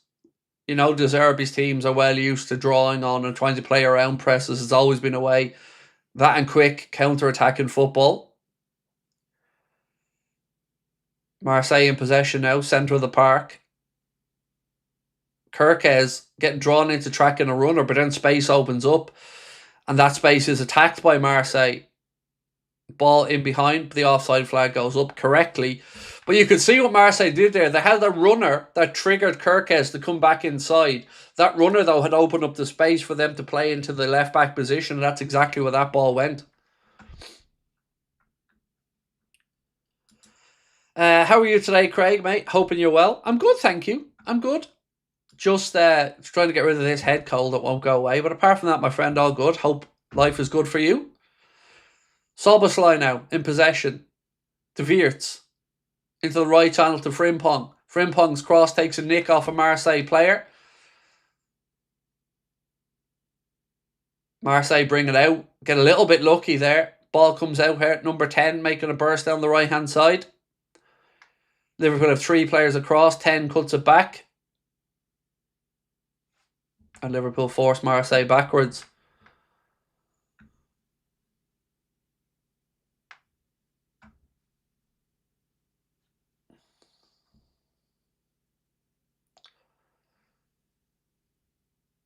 Newcastle gone 1-0 up by the way against PSV Eindhoven. Johan Wiese with that goal. You know, the same PSV that wiped the floor with us 4-1 at Anfield. Here comes Marseille again. 10 now. Steps up.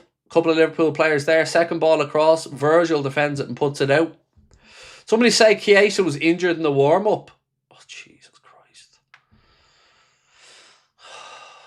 Is that confirmed, yeah? That Chiesa was injured in the warm-up?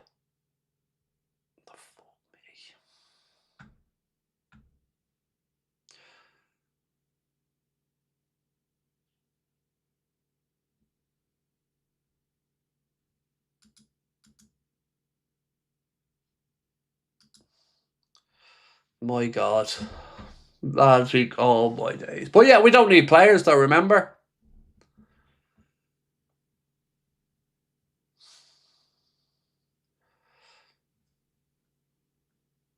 That could potentially rule any move that could have been on for this month. Oh God. Right, anyway, Marseille in possession.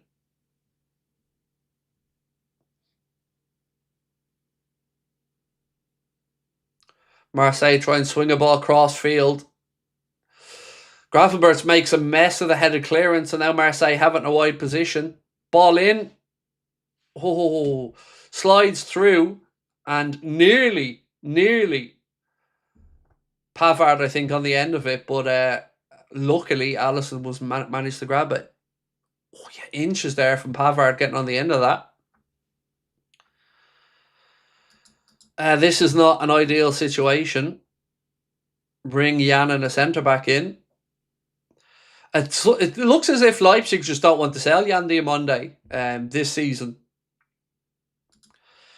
Commentator just said Fede on the bench due to having a knock in warm-up. That's why he ain't in the starting lineup. So I wonder who we would have dropped then. Was it Salah who would have been dropped? Interesting.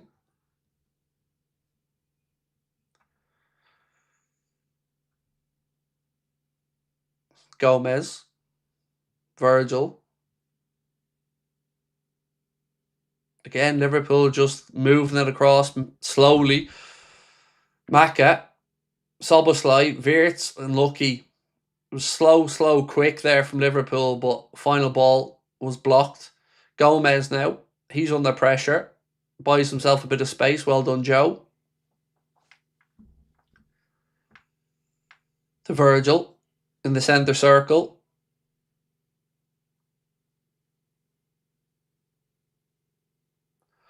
Goes out right side looking for Salah. Can't quite bring it under control, and it goes behind for Marseille goal kick.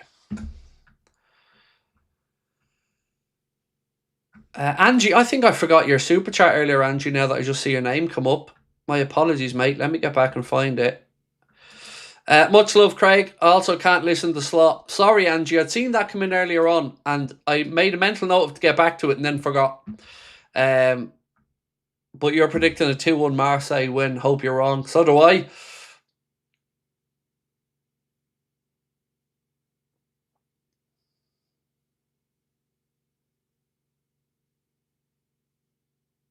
Gomez. Good point from somebody there in the chat who said lineups are announced before warm-up, so Chiesa was never going to start. That's a fair point, Caden. Fair point.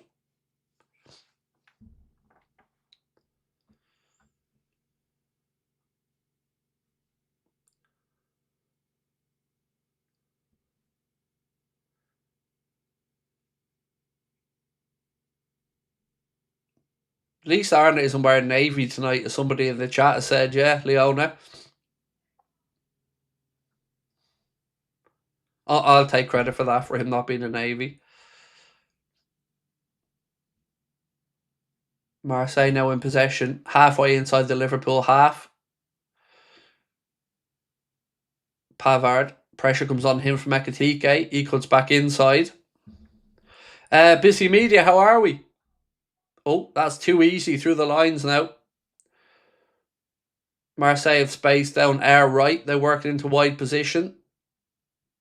Well done, Frimpong. Well done, Jeremy. Right, Dom. Hooked away by Grafenberg. Salah flicks it on inside. Ekitike gets there and then he's fouled. Free kick Liverpool.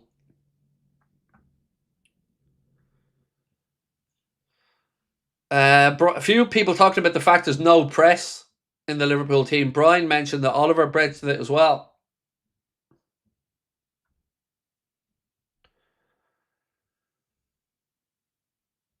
Frimpong now. Wide right. Ball back inside to Soboslai. Look at the space Kirkes is in the bottom of the picture here if we can move it quickly. Right now. That pass to Virgil wasn't necessary. It was one pass too many. If that pass had gone from Gravenberch to Kirkes, we'd had far more space and time down the left. But it goes through Virgil and now we're back inside our own half with Virgil having to get back into position. McAllister, Ekitike, Gravenberch. Come on, boys! Soboslai. Gomez.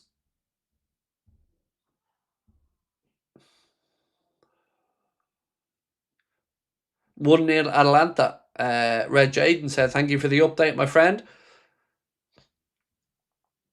Maka. Ball into Hugo. Go on, Hugo. Hugo, edge of the box. Ball played in. Marseille get bodies back. Don't crowd us out. Now they're on the counter. Liverpool trying to get bodies back, which we do. Marseille don't have enough bodies committed forward here, so Liverpool have forced Marseille way back into their own half. That's shocking. That's truly shocking from their side, but we'll take it.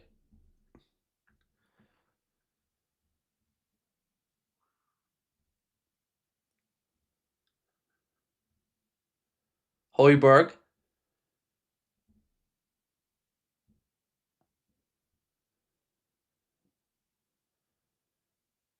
Oh, Marseille player turn nearly slipped and let us in, but they recycle possession back to Rulli.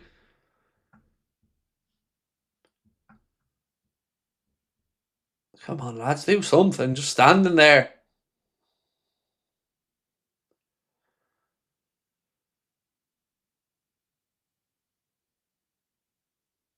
Marseille try a dangerous ball into the middle of the park. Wirtz picks up the second ball on. His ball into Soboslai, who ducks down trying to let it go through, which he probably shouldn't have. Salah has it now, wide right, penalty area. Back to Frimpong. Frimpong measures across, goes in deep. Ekitike heads it back across. It's cleared by Marseille. Drops the Gravenberch. Kirkes, he whips it across deep to the back post. Goalkeeper comes out, flaps at it, goes off a Marseille defender for a Liverpool corner on the far side.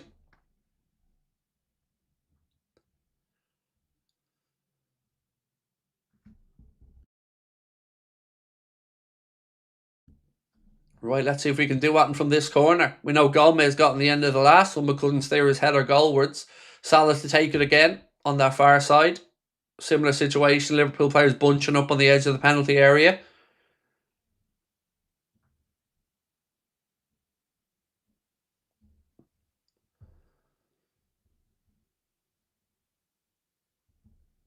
Again, referees doing the thing where he's talking to every corner we've had, the ref's taking about 30-40 seconds to talk to the Marseille defenders before we take our corner.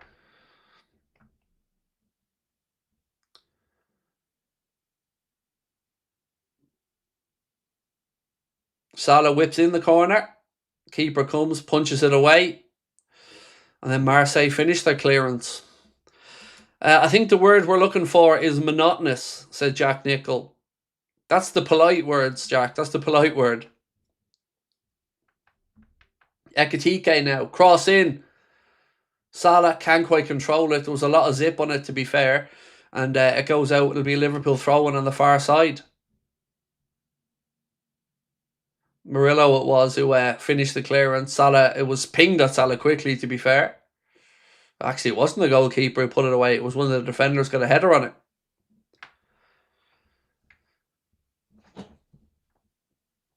Gomez. to Virgil.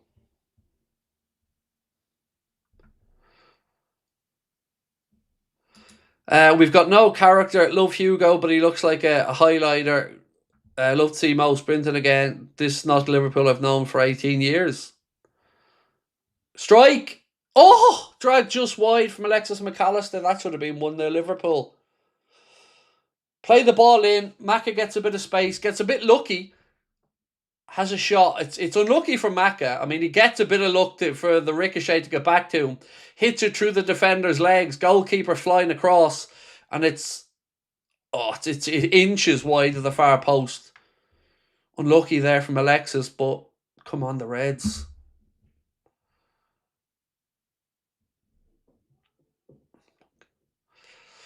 That was close.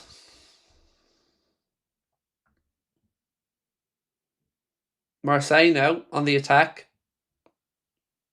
with 10.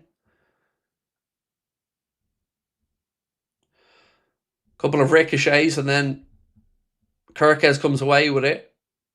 Ekitike now. Pavard fouls him. Free kick to the Reds.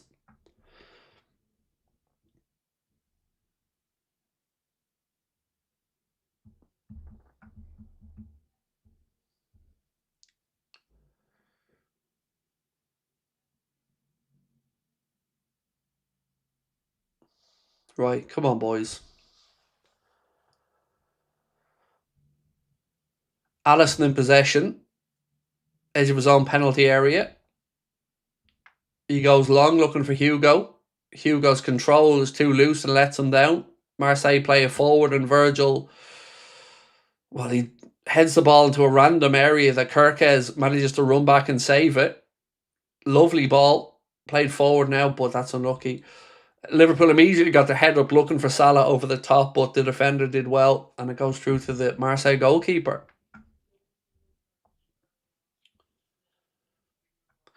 Can I just ask why you don't say the name of number 10? You know why I don't say the name of number 10. You don't need to ask the question. You're just trying to bait me into an answer. Ask somebody in the chat will explain it to you, but I'm not. I've already explained at the start of the stream what I'm going to be doing. So, respectfully, I'll just continue to do what I'm doing.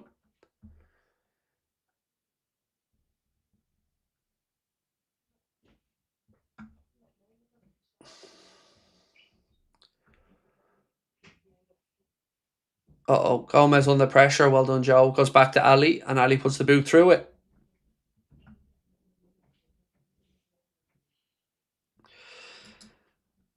Three-stripe Liverbird said Mickey van de Ven and Schlotterbeck in the summer to join Virgil Alonso's back three. I'd love that, but I wouldn't hold my breath for it. Like, you're talking about those two alone there, probably 120 million on centre-backs, and this is the club that wouldn't spend 20 on one that they wanted in the summer for 35. So, yeah, I don't know, man. Am I refusing to say 10's name? I certainly am, yes.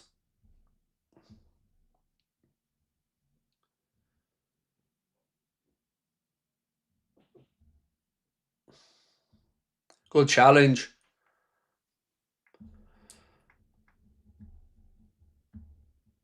Marseille now in possession, centre of the park.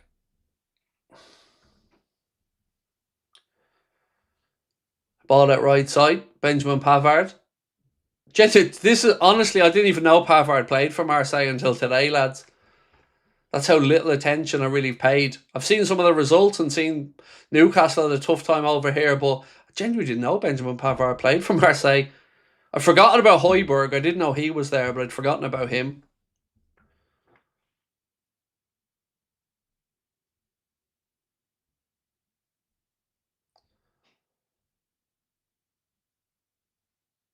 Come on, the Reds. Salah now has it, driving forward. He's got Szoboszlai to his right, plays it to him. Szoboszlai, ball in, Ekitike, goal, 1-0 the Reds. Go on, the Reds. Oh, Hugo Ekitike. Oh, go on. Lovely counter-attack. Good football. Lovely, cool, composed finish. Marseille give the ball away in midfield. Gravenberch steps in, gets a touch on it. Salah then has it. Salah rolls it out right-hand side. He's ahead of the ball. This going to be offside. I think he's ahead of the ball, lads. I think he's offside.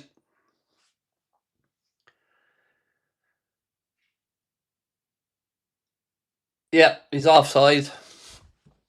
He is offside. As soon as I seen the replay, I knew he was off. 0-0. Goal cancelled.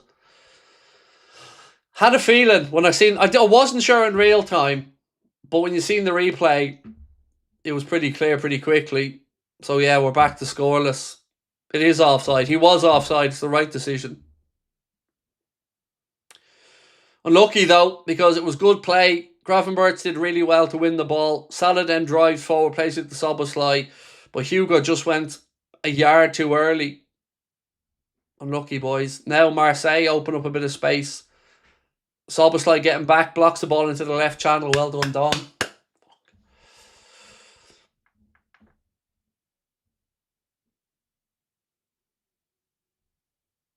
Do you ever read the player's body language and you kind of wonder? It felt like Ekitike didn't overly celebrate. Did anybody else feel that way when he scored? It almost felt like he had a fair idea.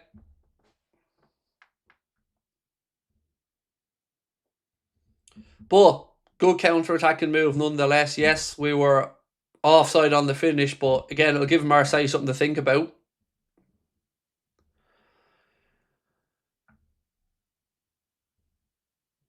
Who would have assisted Ekitike? Szoboszlai, mate. If Salah played it to Szoboszlai and then Szoboszlai crossed it.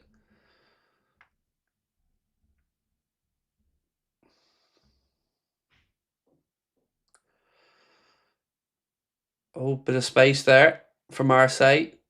They work it out left side, our right. Liverpool get back into shape though. Højbjerg in the centre of the park plays it out right hand side. Marseille now on the attack. Højbjerg again, Pavard.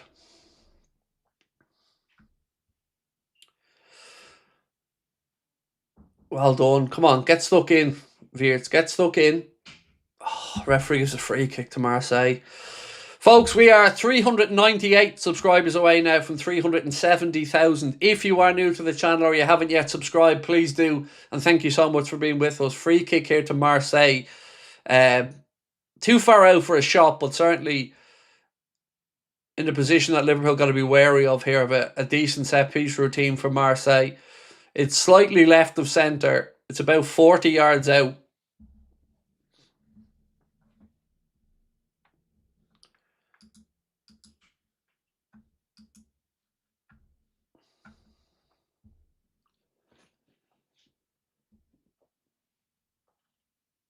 Right, Liverpool holding a defensive line pretty much across the penalty spot.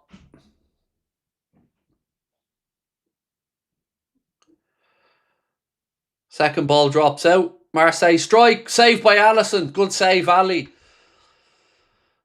Oh, Salah. Come on, Mo. Come on. No, he'd be crowded out.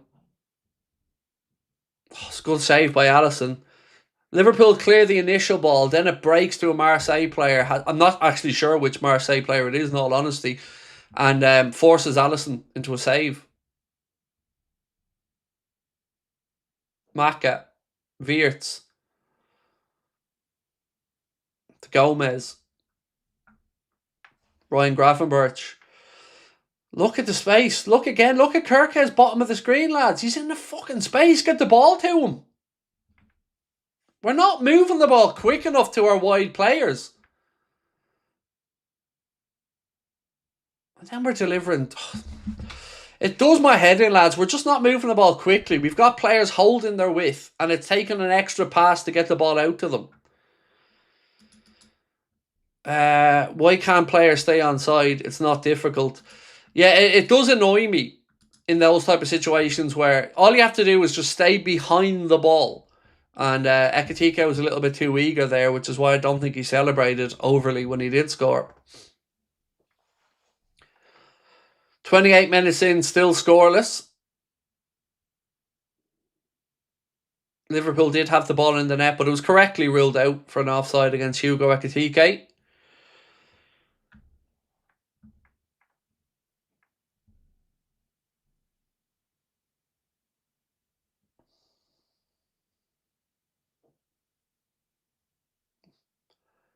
Right, Marseille in possession inside their own half.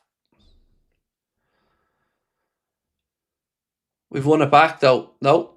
Szoboszlai's then giving the ball away again. We had a chance to counter there. We had a 4-on-4 or a 3-on-3, and again, just the decision let us down. Marseille go back to the keeper. Again, they play a risky game out from the back. Højbjerg, he goes out left side. Arne thinks that we play like prime Barcelona, said TOLFC.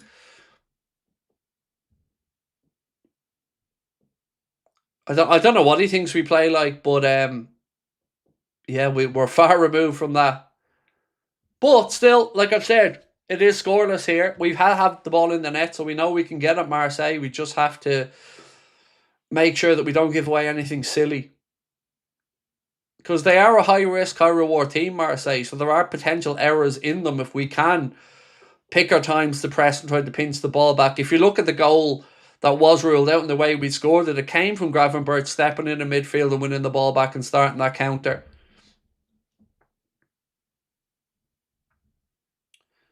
Newcastle now 2-0 up against PSV Eindhoven.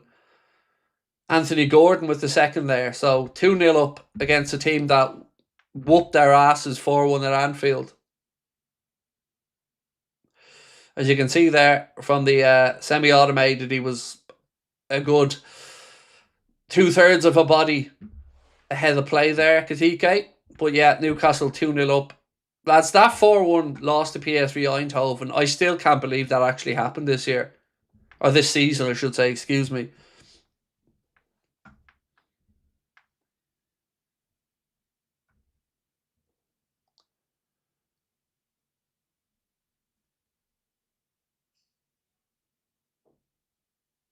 Frimpong heads the ball, then he's cleaned out.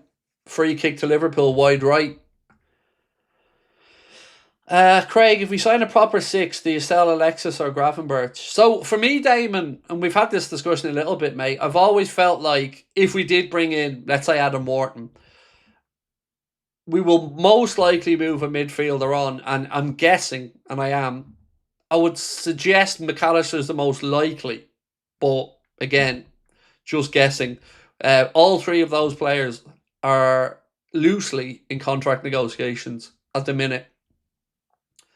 Maka, Gravenberch and Szoboszlai, I mean. But my guess would be, if we were to move on a midfielder, Maka would probably be the one most likely. But again, not saying that off any type of inside information or anything, just my thoughts.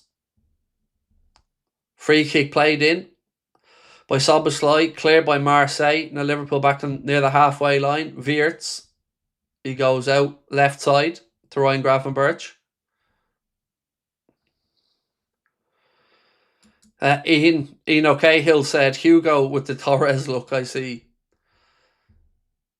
Well, he's easy to spot now anyway. Yeah, it's easy to spot who he is out there now.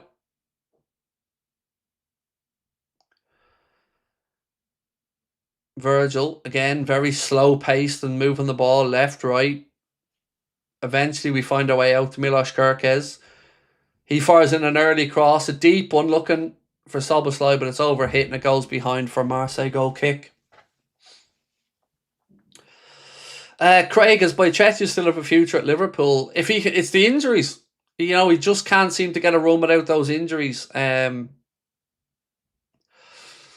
so the answer to the question is, if he can get through this injury crisis, yes. If not, no. And I'd say I put Conor Bradley in the same boat.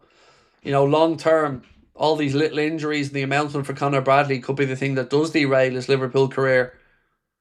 Marseille really do play high-risk football there on the edge of their own penalty area. And they get a free kick and they take it quickly. And Højbjerg's now is looking to break. They move it into the right channel.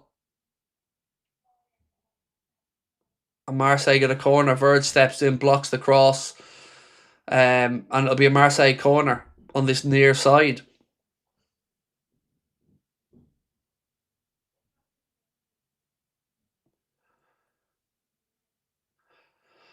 Oh, God. Come on, boys.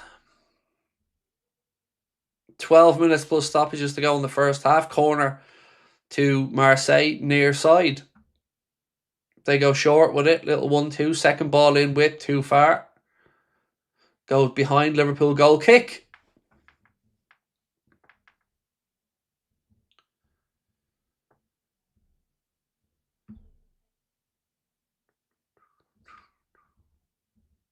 Barca have equalised in that one. Craig, how do you think Salah is doing? It's a difficult one to get a read on Salah in this because we haven't had much going through him because we haven't really had too much in an attacking sense. He did very well in the goal that was ruled out for offside, laid it off, but it's interesting that he's playing on the inside track in the half space and it's Frimpong that's holding the width. So ball in from Salah to Hugo. Oh, he should have scored that. The offside flag was up again against Hugo. Great spot that from Mo though. Yeah, it's interesting to see Mo in that half space because it's keeping him closer to goal than, being too far out. I mean, he was just about leaning there, Rekatike, but lovely vision from Mo to spot the run.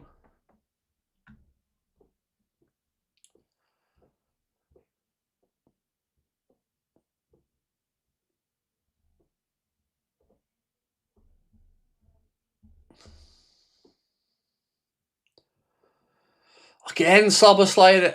There's about 2 or 3 times in this game Szoboszlai has misplaced a pass that could have led us into an attacking position.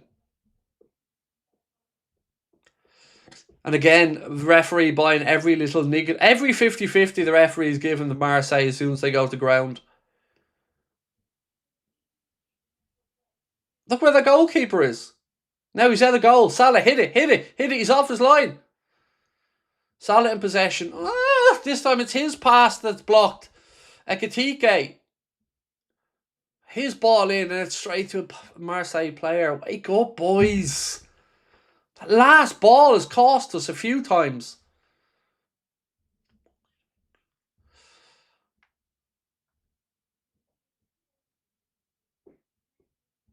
Pavard now.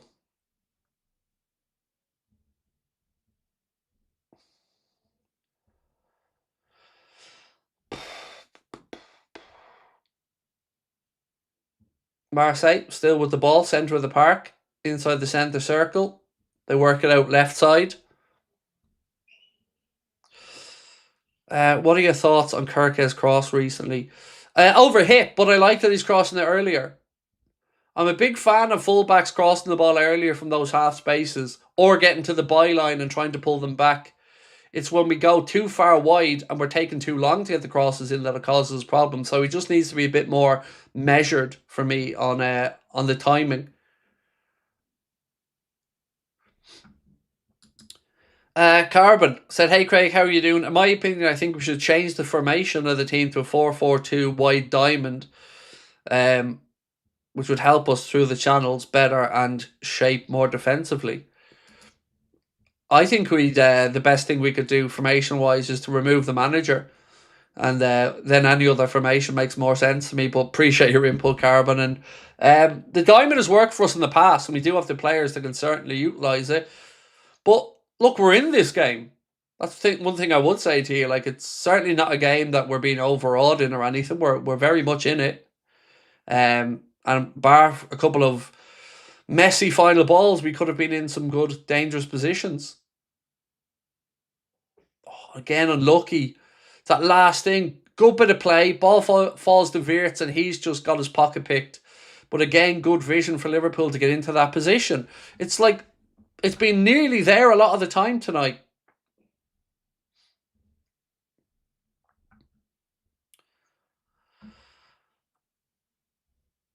Next season, do you think we will be unstoppable? Well, I think we'll be better than this season, yes. I'd rather be with a different coach, but honestly, either way, I do think we'll be more settled next year, yes. But then again, I say that, and maybe I'm mistaken because we spoke the other night about what we may need to do in the transfer window. And if we're talking about the 5-6 changes we've done this summer being too much, we could very well be looking at the same amount next summer. And are we going to get the same excuse for disjointed performances? Another free kick to Marseille here, by the way. Saunders said, "Why are we so wasteful? Passes are easy." It's frustrating, dude. And you're not wrong. We have been very, very wasteful in some good positions.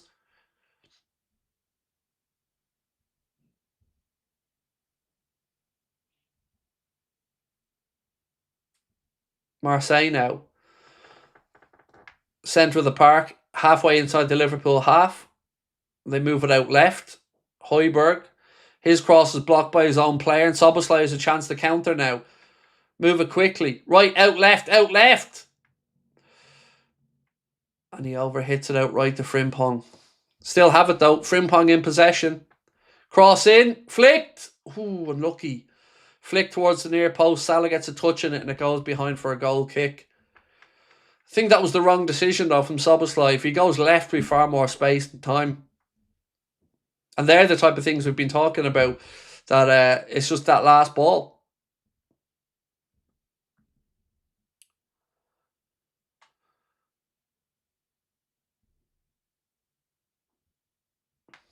Right, folks, we are on the march towards 370,000 subscribers. Every single one of you that hits that subscribe button really does help us. So if you haven't subscribed yet, please do. And if you haven't dropped a like, we'd love that as well. What are we now? 376 away from 370,000. Wirtz, nice ball out left to Hugo Ekitike. Ekitike fires a nice ball in back to Wirtz again, but his first touch is heavy. A couple of times today, Wirtz has had a heavy first touch that's cost them. Marseille offside here as they try a ball over the top.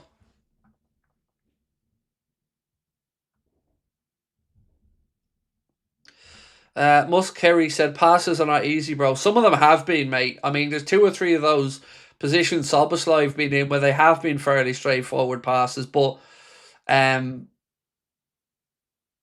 heavy touches as well, especially from Wirtz tonight. His first touches looked heavy on 2 or 3 occasions.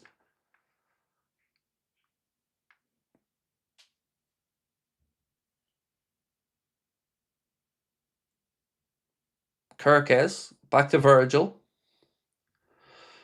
Lovely ball over the top from... That's unlucky. That's unlucky. Szoboszlai makes a run from midfield and Wirtz tries to pick him up over the top. And I mean, we're talking this much away from perfection. Unlucky. Good spot and a good run.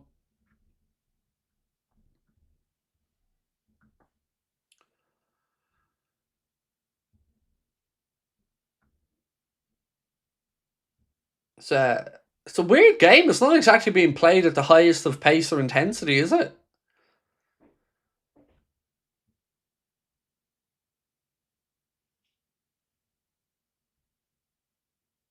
Two 1 Barcelona, the chat are saying now as well. So it seems like they've turned that one around. Virgil, he knocks the ball down and then clears the second ball as well. Throw into Marseille near the halfway line. Theory, Wirtz isn't playing great because of Mo. I mean, I don't know how to even answer that, mate. I don't think they're getting in each other's way or anything. I just think Wirtz has had a few heavy touches in the game.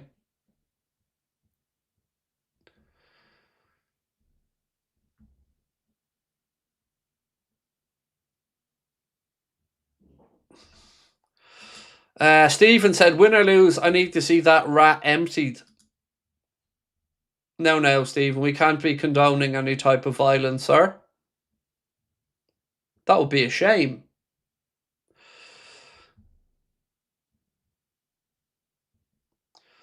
Oh, Szoboszlai again. There he is again, giving it away. This time we get lucky and bailed out. Lovely ball around the corner from Wirtz to Frimpong. Come on, boys. Come on, head up. That's a yellow, ref. No, he's played on. Well done. Well done, Frimpong. Cross in. Liverpool appeal for a penalty. Still appealing for it. We play on at the minute. McAllister. The ref played an advantage there because Frimpong was foul, but he got back up and recovered possession. Gomez now plays the ball to the line to Gravenberch. He's absolutely cleaned out at about 21 yards out. Very good position for a shot, this. Right before halftime as well. Salah be licking his lips at this because it's more suited to a left footer and is cleaned out, no doubt about that.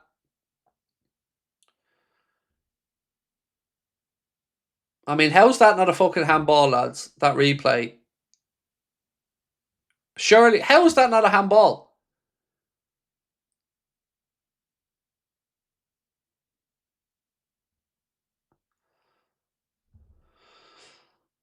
Can I? Oh, lads, I give up this handball rule, man. That was a penalty, surely. They're still waiting. I think it's being looked at.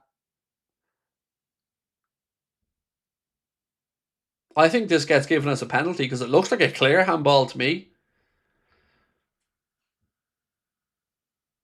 Ball comes in and the defender. That's a handball every day of the week. Come on now. Unless did it brush his shoulder? Let's have a look. I mean, it does hit the Champions League crest. So I guess they deemed it wasn't low enough on the arm. And to be fair, it does hit like this part. So maybe they're saying it was on the jersey line. I don't know. But free kick given anyway, no pen. It does look, in fairness, it looks like a hit, with the Champions League badges. And that, I can understand, if I'm being honest.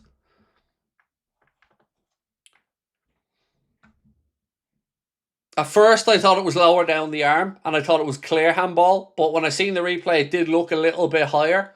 It's in that area where they say it's still part of the shoulder. 1 minute added on. How is there 1 minute added on? Somebody explain that to me. This alone took 2 minutes. And then there was the 45 seconds for each one of the corners he delayed. How did he get 1 minute added on time from that? 1 minute. They've changed it to 2 now, thankfully. Yeah, they've changed it to 2, which makes a bit more sense. So here's a good chance for free kick. Salah and Szoboszlai standing over it. Come on, boys. Right before half-time. Come on. Szoboszlai. Goal, 1-0. Dominic Szoboszlai gets in. Goes low under the wall into the goal. 1-0 to the Reds. Gets in. Well done, Dom. Good free kick. Wall jumps, Dom goes under it and creeps in at the near post. 1-0 to the Reds. Come on, Dom. 1-0. Well done, boys. Well done. Lovely free kick.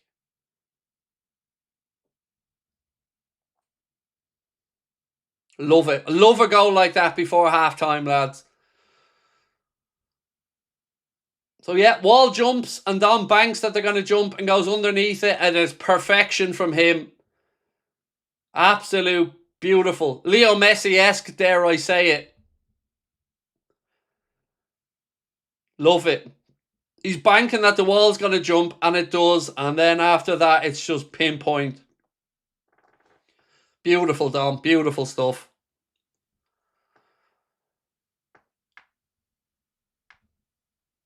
And Liverpool do have the lead right before half-time. Dominic Szoboszlai with a wonderfully taken free kick. The Dominator, whoa, said Bradley Warren. Gets in. Great strike. And the ref then blows up for half-time. That's the perfect time to score it. Right before half-time. Go on the boys. 1-0.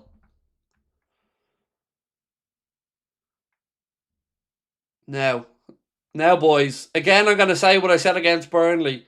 Don't concede and we're in it. Don't concede and we're pretty much in the top 8. And we avoid that playoff round. Come on, boys. 45 minutes. Frustrate them. Don't concede.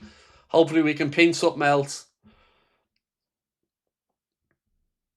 So, at half-time, ladies and gentlemen, it is Liverpool 1, Marseille 0. That goal coming from Dominic Szoboszlai with a free kick right at the end of the first half. The wall jumped and he goes under the wall and curls it in past the keeper's post. Beautiful strike from Dom. That's a high IQ type play. Let's go. That's why I said, dare I say, it's Lionel Messi-esque. And if I'm not mistaken, folks, my memory's not the greatest, but if I'm not mistaken, didn't Felipe Coutinho score one of them for us as well? Once upon a time? One of those where he goes under the wall? Maybe even Stevie G? Malty said, brilliant performance at the moment. I mean, I wouldn't say it's a brilliant performance, I think it's been an okay performance, but we're winning, Malty, and that is very much welcome, sir.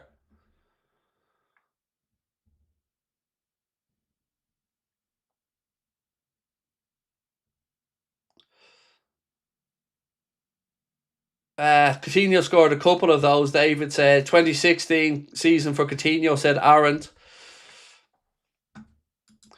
We love a Dom goal. That's our boy. Love it, said Mary Nelson. Thank you, Mary. Yeah, delighted with that. No better time to score than just before half time like that. Because that'll have our lads flying into the dressing room and they'll be going in absolutely fuming. So yeah, see it out now, boys. Big second half performance. Get stuck in there. Nothing silly and come on. Hi, Craig. Is Stonage still doing the podcast with yourself and Connor? Absolutely, yeah. There was just one episode this week. One of the snooker matches went a bit late, so we had to record without Chris. But yes, he is very much still part of the pod team.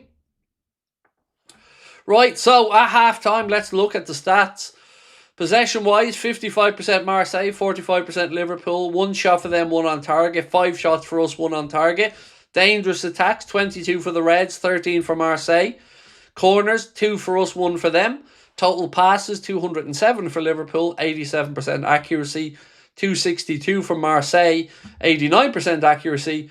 But the most important stat, and the only one that matters, is the scoreboard, which reads Marseille 0, Liverpool 1.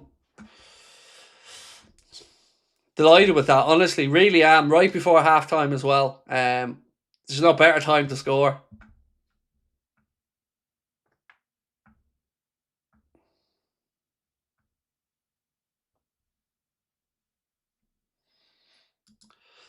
Good half, poor last ball. Can we do it in the second half? Hopefully. They're going to have to push on to us. So you'd hope that that's going to give us some space to operate in. And yeah, decent. I think it's fair to say we deserve to be ahead based off the 45 we'd seen. I'm not saying we've played Marseille off the park, but I think it's fair to say we edged that first half and nobody could really complain too much about us being in the lead. They've had one shot.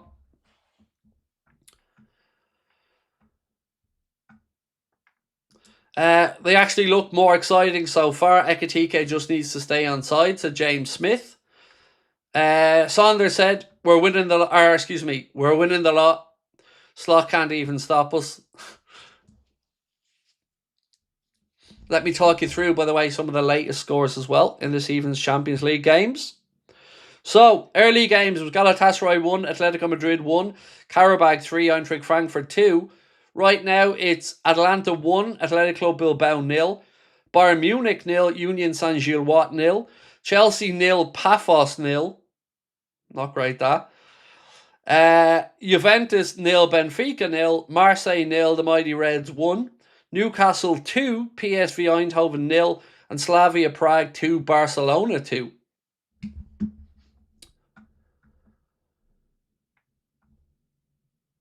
So, what are we saying? Happy enough with the first half? Max Robbo said, "Hey Craig, how are you today?" I'm happy now, man. Happy now, yeah. Riding the Storm said, "Pleased with that so far." I think that's fair, mate. Yeah. Anfield Agenda's account. Connor said, "Rosignor is aging men quickly." How that's it's not gonna be winning over the Chelsea fan base really quickly, that one, unless they can turn that round second half. You should be beating Paphos at home.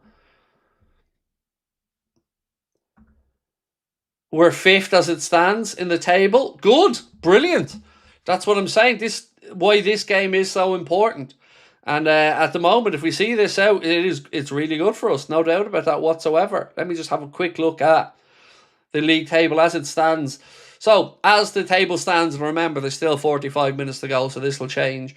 Arsenal top of it, Bayern Munich second, Atalanta, then Real Madrid, with Liverpool in 5th place. Then Spurs, Paris Saint-Germain, and Newcastle currently making up the top 8 places in the Champions League. So, if we see this out, it's happy days, because you would bank on us beating Karabag at home. Just showing the Newcastle goals here, as they are 2-0 up against PSV Eindhoven, which of course we know is going to be compared with our result, but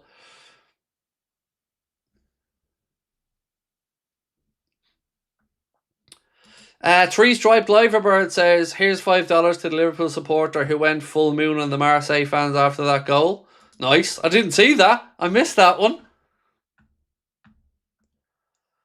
Am I watching it on RTE2? No, I have it on TNT Sport 1, Leona. TNT Sport 1. Visa scored for Toon. He scored the first one, yes. Gordon scored the second one. Sonder said, Jacquet IQ test if he goes to Chelsea. Horrid move. I guess, you go as far as your options are, and at the minute, Chelsea are the only ones there putting the money down on the table for him from Ron. Although I think last time I checked, they are still a little bit apart in valuation. I mean, look, I don't know what McCoist and TNT Sport are saying here as they're talking about this Liverpool goal, but I credit Dominic Szoboszlai against anything negative to say about Marseille, because walls jump. We know it. It happens a lot. A lot of the time, balls get drilled into the bottom of it. But Dom, it was clever. You just got to say well done to Dominic Szoboszlai. The wall jumped, and then Dom did his job, kept it low, drilled it under the wall, and the keeper couldn't get across. So, yeah, I don't think that's particularly poor defending as much as it is just really clever from Dom.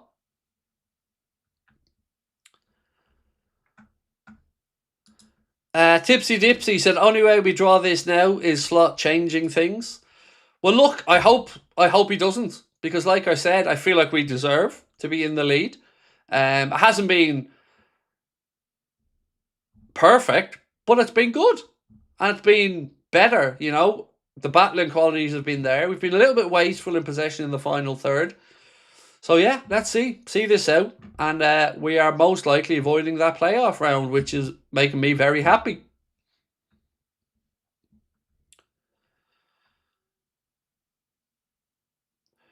It was a great save from Alisson as well. It was a decent save, to be fair. Decent save. He should have been saving it, but he did save it. So look, let's just say this. If you're in that Liverpool dressing room, you're going to expect a response from this Marseille team in the second half. Their fans are going to expect a response. So if I'm Arne, I'm telling them boys to go out there now and stand up and expect the kitchen sink thrown at you in the first 15. Stand up, fight for every ball, win your battles, win your duels, nothing stupid, and this game's there for us. Ahmed said, hey Craig, I think that they are taking too long in the box passing, and I think they should do that straight away because they're taking too long. For us, there's been a couple of times where we're one pass too many. So we've got the ball, and it's very clear we've got space on either side. But our centre-back is passing it to the other centre-back, who's then making the ball out rather than just playing it initially straight out. And there's been 2 or 3 times in the first half where Frimpong and Kirkes have been in good positions, but we're too slow getting the ball out there. That being said, we've also been one pass away from being in on a couple of occasions, and there's been a couple of heavy touches from Wirtz that could have led to chances. There's obviously the counter-attack that Ekitike was half a yard offside for. So, yeah, look, let's go see this out. RTE called their side-to-side passing tactics ponderous. Look, I like I've said, whatever happens with the manager, I ain't happy with him. But I always want us to win, and we're winning. So as a Liverpool fan, I want us to get this 3 points. It's as simple as that for me. Is this the style of football that I love? No. But it's about a result tonight. And let's get that result, and then we can figure it from there. But I don't know. Look, I'm happy. And with tonight, I'm happy with what I'm seeing so far. And I don't think it's a lucky 1-0. I think we deserve to be ahead. Ella Francis said, how has Salah been? He hasn't had a lot of moments, but when he has been in possession, he's looked dangerous. I prefer him on that inside channel that he is now, whereas Frimpong's holding the width, and it gives Salah a little bit less time, but a little bit closer to goal. So I like the positions he's taken up.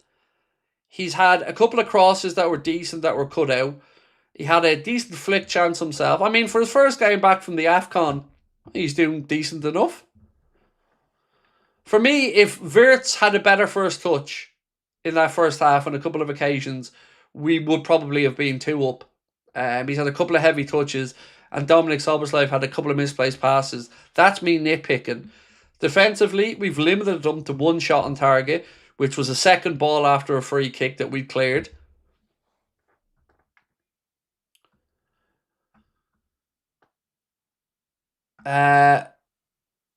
Quantisized Axiom said they haven't given Salah through balls for some reason when he's wide open. Yep, I love that area he's in, by the way.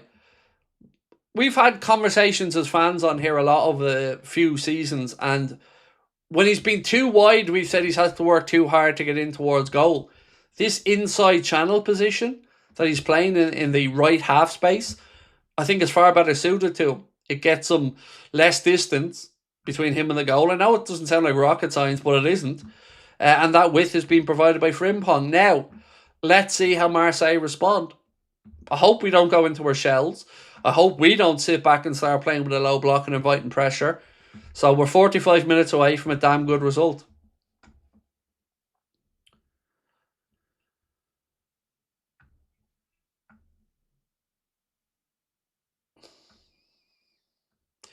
By the way, Craig, my name is Anas and I've been a Liverpool supporter since I've been 4. Well, I will try my best to remember that, sir, and thank you for letting me know.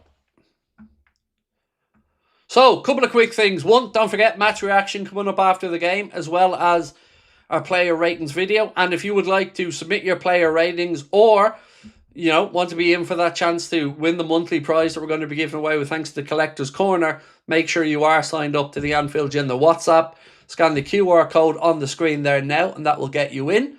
That's where Connor will post the player ratings link after the game. As well as I said, we'll be putting in the information for the giveaway, which we'll be doing monthly with the Collector's Corner. Right, James said those long-range passes this game are helping us. That's why I think we need to sign Schlotterbeck for his passing skills. I believe he's in the top 1% for passing. Having him would help us more. Good point, James. Thank you. I didn't know about that, about Schlotterbeck's passing percentage or his percentile for those passes, but there's been a couple from Wirtz in particular that have been very good, and one that I remember to Dominic Szoboszlai that was this much away from being perfect. So yeah, look, there's nothing wrong with varying up our attack as well. Hard to scan a QR code on a phone. Well, do you want a hint? Because I only learned this last week. And it's also in the link in the description. So you can go into the description of the video. Screenshot it, then go into the, if you have an iPhone, screenshot it, then go into your photos and just hold down the QR code with your finger and it will bring you straight there. I only learned that last week, by the way. Because I had the same conversation with Connor about QR codes. But yeah, you can just screenshot it and go back in and keep your finger on it if you've got an iPhone. I'm sure it works on Samsung as well, or non-iPhones, but I'm an iPhone user, so Ahmed said just dropping by to bring good vibes. Hope everybody's having a great day. Thank you, sir. Well, the Reds are winning, so not too shabby at the minute, bro. Yeah, I know. Connor taught me something I'd never known either the other day. Swear to God, try it out. If you can do it on Androids as well, great, but just screenshot it and then you can just hold down the QR code in your photo and it'll bring you there.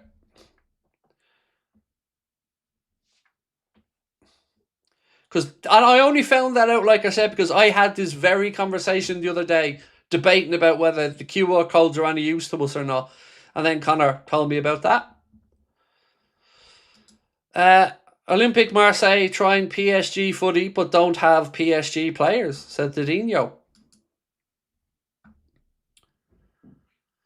The Get Kiddo said, I thought that was well known. Well, I'm a tech idiot, so for me it wasn't well known. I only found that out last week, but still a handy thing to know nonetheless.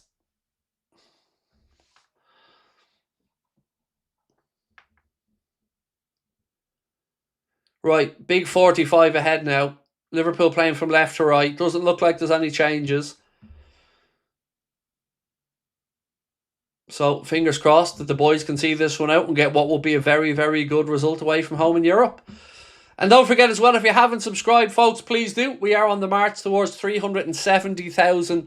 We're only 333 away. So every single subscription helps.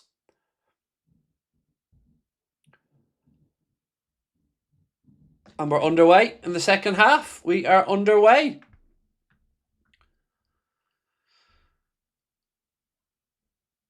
Right, boys, come on. We know they're going to throw the kitchen sink at us. Let's stand up and be counted. Ekitike, Gravenberch, back to Ekitike, Frimpong, Gomez, De Verge. Going to sync up for everybody now in a couple of seconds. Gomez back to Ali. We are at 45, 30, 31, 32, 33, 34, 35, 36, 37, 38, 39 and 40. Right, Maka flicks it into midfield. Little 1-2 with Wirtz. Wirtz has a back now. He skips past the first challenge. And then again, that heavy touch lets the Marseille player back in. And Marseille regain possession. Højbjerg.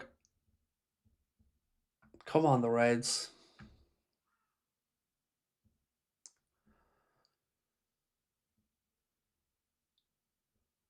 Come on, boys.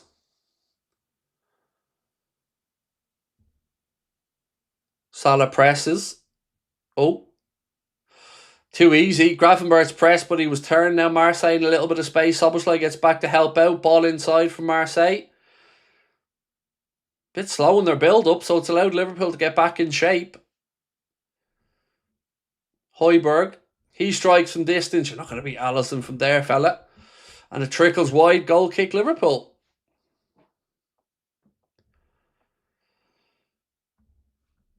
Did I miss your super chat, Darren? Sorry, mate. Let me try and find it.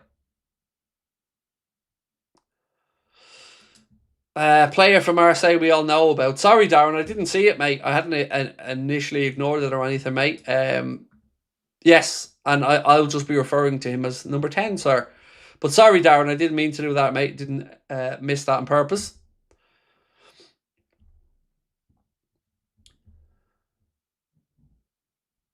By the way, where's Aubameyang? He's on the bench for them. Angel Gomez there as well. I mean, if Matt O'Reilly. Be interesting to see as well if they get Aubameyang off the bench. Pavard has been booked and he now misses the next match.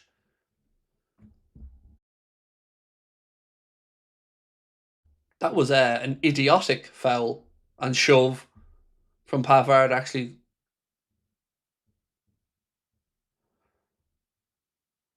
Marseille in possession. Centre of the park. Liverpool have won it back, though. Kirkes to Wirtz. Come on, boys. Out left side to Ekitike. He cuts infield. Back to... Oh, yes, Wirtz, go on. Why does he take the touch? Lads, why does Wirtz take that touch? And why does he not just hit it? If he hits that first time, we're 2-0 up. He takes a touch and he lets the defender get back at him.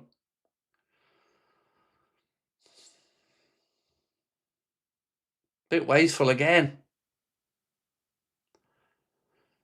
He didn't need to take that touch. Just hit it first time. Don't even let the keeper set himself. Just hit it.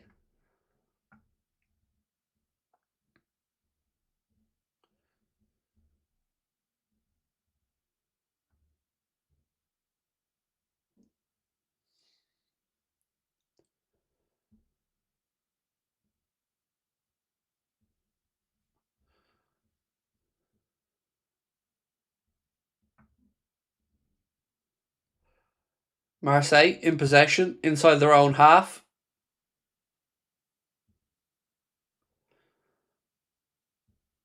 Again, Liverpool doing well, keeping their shape. They move it out right side now to Pavard. Again, Liverpool pressure them, force Marseille back.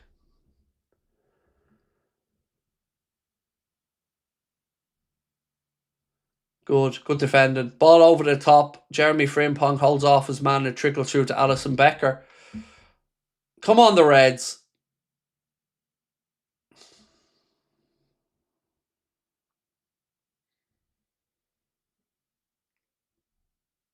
Why do I still look? I've watched that back now, and I still don't understand why Wirtz takes the touch. Just hit it.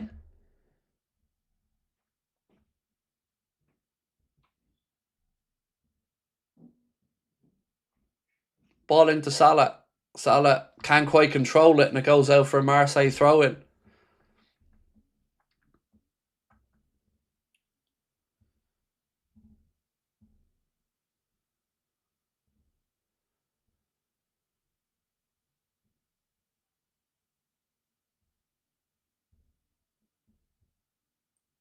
Okay, Marseille, little short throw-in routine. Liverpool again got plenty of bodies there. And yet somehow we get baited into giving away another stupid free kick where he had nowhere to go. The amount of times we've given away free kicks, or I should say the referee's given free kicks tonight for Marseille players, have nowhere to go and just fall into the ground.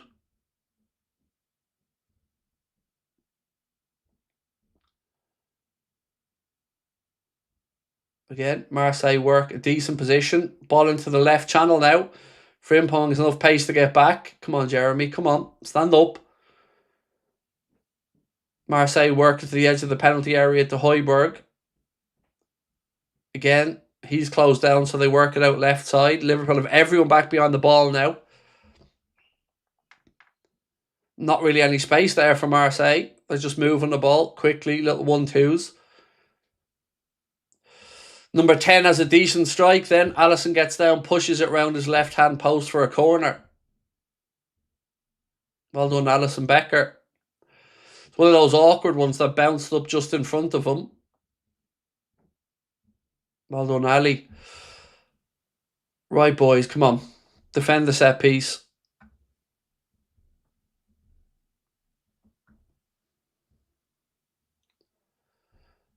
Corner in. Second ball is won by Marseille. Far side of the penalty area. Strike. Takes a deflection though off a Liverpool player and goes behind for another Marseille corner. Good block from Milos Kerkez. Nice, sends it wide. Pressure starting to ratchet up a little bit though here.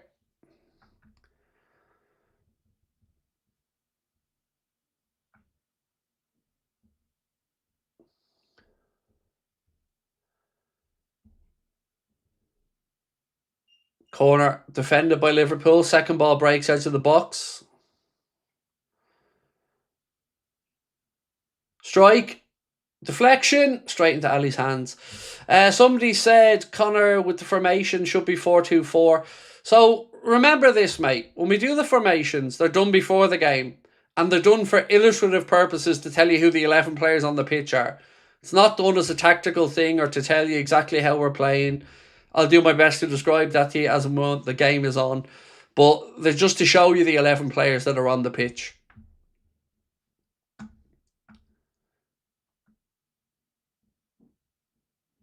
Darren, M3W, welcome to Anfield Agenda FC, bro. Appreciate you.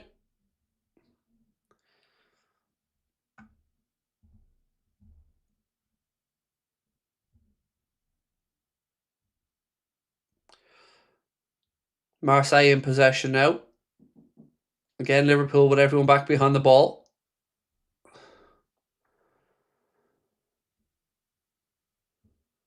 Come on, Dom, get back in.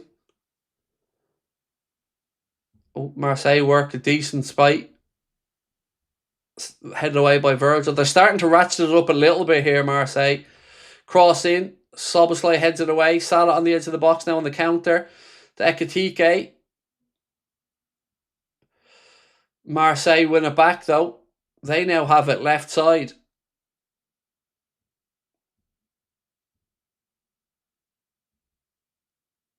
Well done, Ryan Gravenberch. Well done. Marseille player turned one way then the other. Gravenberch didn't dive in, stood there and eventually puts a good challenge in and wins the ball. Well done, Ryan.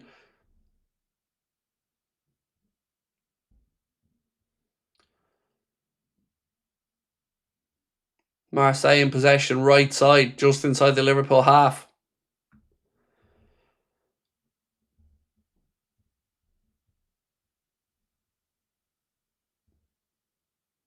That's it, Mo. That's it.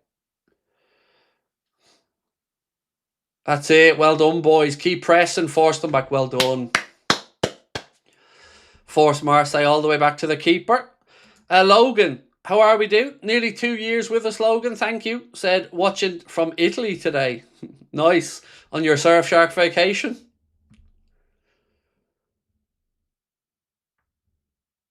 Marseille, try a ball over the top, but again, there's too much on it, and Alisson can see that harmlessly go through to him.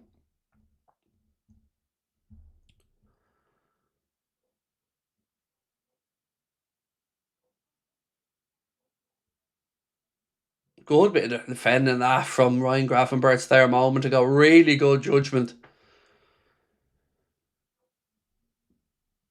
Frimpong. Gravenberch. He tries one over the top looking for Mo. Oh, Marseille. Oh, they got away with that. I tell you, they nearly put themselves into trouble there. Kirkes has it now. He needs some support. Kirkes goes around the outside. His cross in. Blocked. Liverpool corner. Well done, Milosh.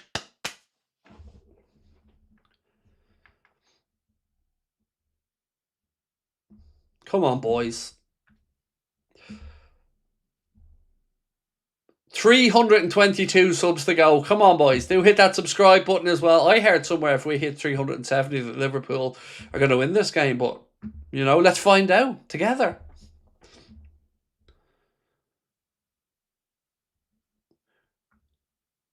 Gibraltar in the house. Gerald, how are we, mate? Welcome. Right, corner to the Reds. Dom to take it. Gives the signal. Corner in. Headed away to near post from Marseille. Second ball. Wirtz has it. Goes back out to Dom. Dom to Maka.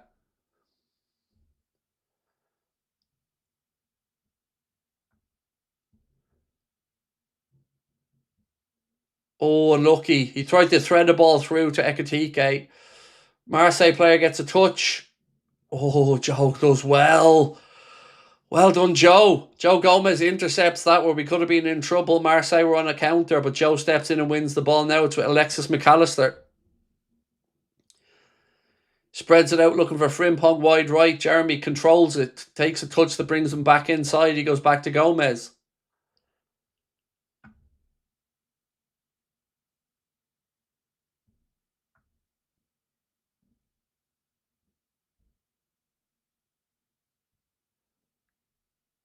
Well done. Presses on.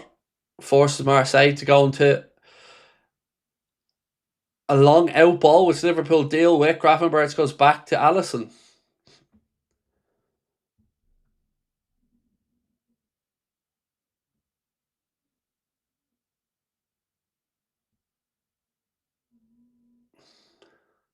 Scarcun, that's not a situation, mate, I can help you with. I'm not qualified. So I would say go through the resources that you are. Ekitike, 2. Oh! I thought that was 2-0. He's hit the post. Oh, I thought that was 2-0.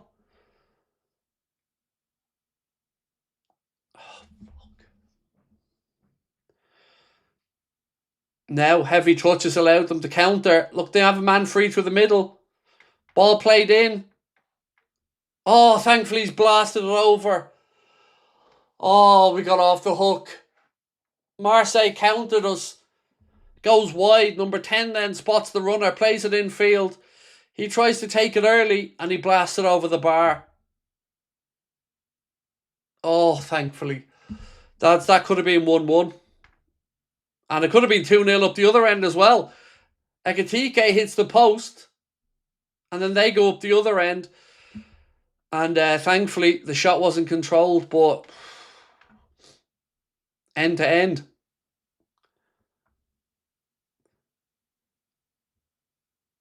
Marseille in possession again here now. They work it into the left channel. Yes, well done, boys. Well defended. Mr. A. Santino said, Joe's been solid. I feel better than I would if Coco was back there. Same. I agree. Ekitike. Oh, come on, Hugo. I don't know what he was doing there, but He's tried to take on his man. He just ran straight into him.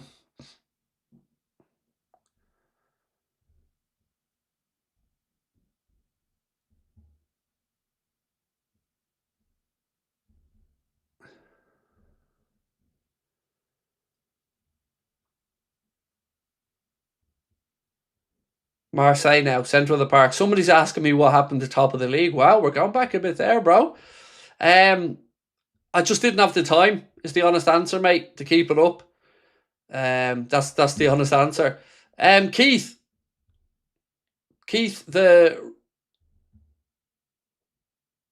Trevarthen, sorry, I was trying to read that name correctly. Upgraded to Anfield Agenda Ultras. Thank you, Keith. Really appreciate that, mate, and welcome.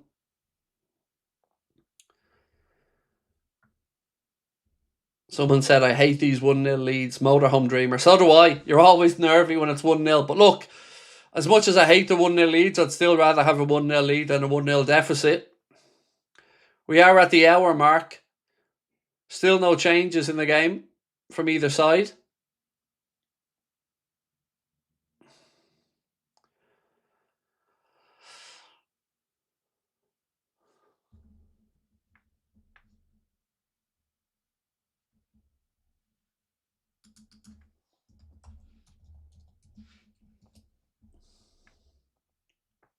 Marseille. Liverpool win a free kick for a fella Ryan Gravenberch. We'll take that. They're starting to look a little bit frustrated to me, folks.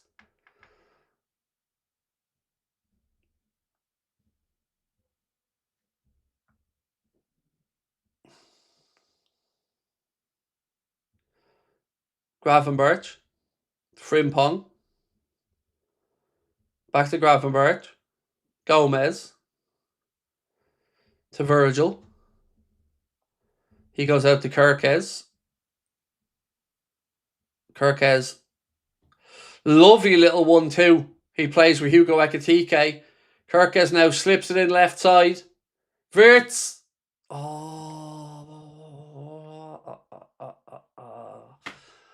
Another one. Another wasted chance. Keeper makes a save and it goes behind. Lovely football. Played into Wirtz. Strikes it. And the keeper makes a good save at his near post. Wirtz will feel. He asked himself how he hasn't scored today. Should have been 2 there, but again, keeper makes a save and Wirtz can't quite finish it off. Corner though to Liverpool, far side.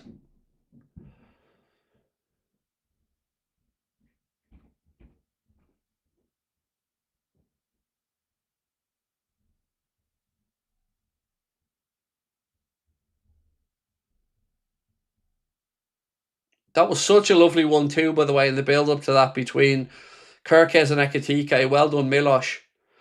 Corner's over hit and it goes all the way out on the far side. Yeah, got to give Milos his props there. It was a lovely little 1-2 he played with Hugo Ekitike, and he busted a gut to get there. Slips it into Wirtz. Wirtz strike at the near post is then saved by the keeper, which leads to the corner.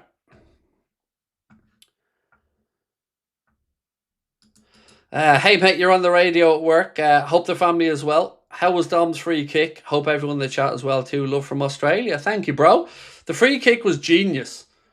So it was basically, he gambled that the wall was going to jump and went low under it and inside the near post. It was a beautiful free kick. Really well done. It's one of those, if the wall hadn't jumped, he might have looked a bit foolish and we'd all be going, what have you done? But when they did jump, it's genius. So we'll put it in the genius category. I appreciate you, man. Much love to you in Australia. Marseille have a couple of substitutes warming up, by the way. Looks like Aubameyang could be on soon. Well done, Milos Kirkes. Great defending. Wirtz now. He spins infield. Goes out to Hugo. Come on, boys. Back to Wirtz. There you go. That's the ball. Wirtz now tearing down the left. Go on. Crossing early doors. Oh, it's over here. Frimpong keeps it on the far side. And then his heavy touch allows Højbjerg to get back and clear for Liverpool throw-in. Come on, lads. It feels like we're closer to a second than they are to an equaliser. Here comes that change now. No, actually, Marseille are waiting for the change. Liverpool get on with the throw-in.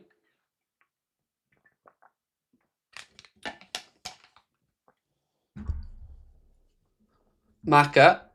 Wirtz, little 1-2. Maka gets away from his man, slips into Ekitike. Ekitike! Oh, unlucky. Left-footed drive over the bar. Oh, did it clip the top of the bar? I think it did, you know. No, he didn't. He just skied it. Ben Pagan said almost 400k. Well in, mate. WFM. Thank you, Ben. That means a lot. If you guys want to help us, though, please do hit that subscribe button. We're only 308 subscribers away from 370,000. Thank you all so much for your support. It was a save from the keeper, was it? Sorry. Apologies. Then why did we get a corner? Where's the corner then? First I thought it hit the bar, then I'd wondered if you saved it, and then another angle made it look like it just went over. Marseille now on the attack. Side net, and thankfully... with nerves, lads. Marseille play a good little bit of football there down the right-hand side. Find a ball in, and then the ball goes off Virgil for a Marseille corner. Good block from our captain. Well done, Virg. Better.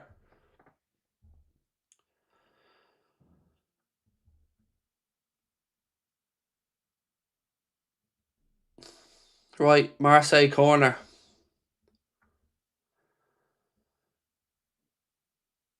Ball in. Headed away by Virgil. Second ball drops. Yeah, state of that. Tries a strike, but it flies high, high, high into the stands. Goal kick Liverpool. Here comes this double change now. Paxiao. It's triple change, actually. Excuse me. Aubameyang, Nadir, and Paxiao coming on. Gouiri, Traore, and Kondogbia, the three players coming off for Olympique Marseille.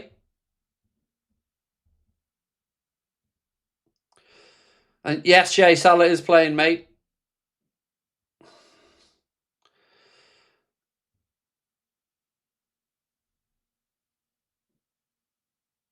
So there's that triple change now for Marseille as they push to try and get the way back into the game. Come on, boys.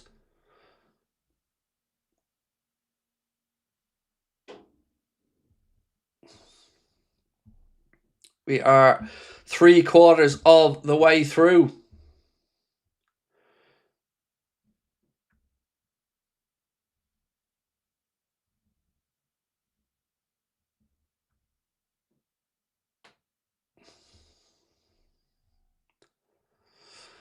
Right, boys, come on.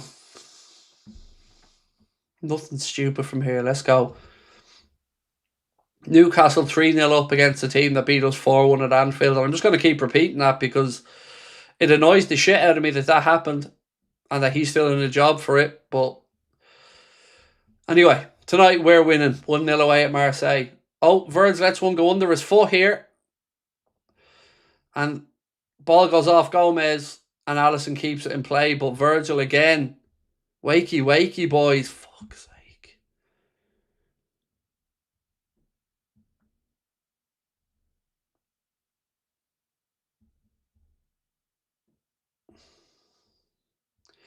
Yeah, Harvey Barnes with that goal for Newcastle just confirmed there on the screen to make it 3-0 to them. Gravenberch. Good ball in. Soboslai. He finds Ekitike. Ekitike now. He goes out to Frimpong. Salah's to the back post, man. Salah. Frimpong goes round the outside, takes a heavy touch, and it goes behind for a goal kick. Salah was free at the far post if anybody got their head up. Look at that. Oh, God. That angle makes it look even worse.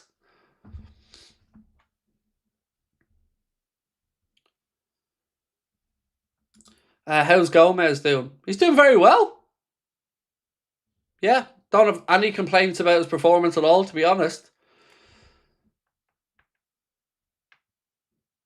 Marseille, a bit sloppy there, allows Liverpool to win the ball back on the edge of their own 18-yard box.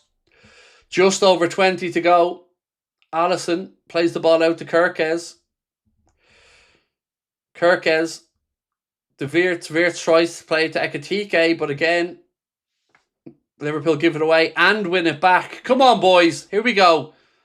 Gravenberch. goes to Dominic Soboslai. Gravenberch. Out to Hugo Ekitike. Ball into Salah. Header. Oh, it's wide.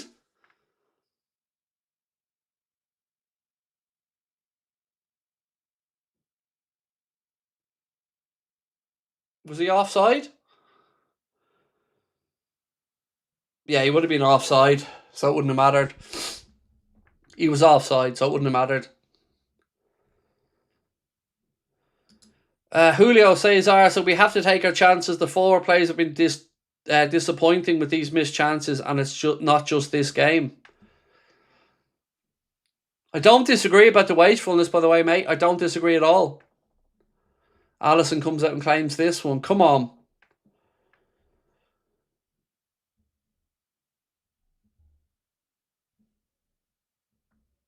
Three ads to get on this stream. And your point is what?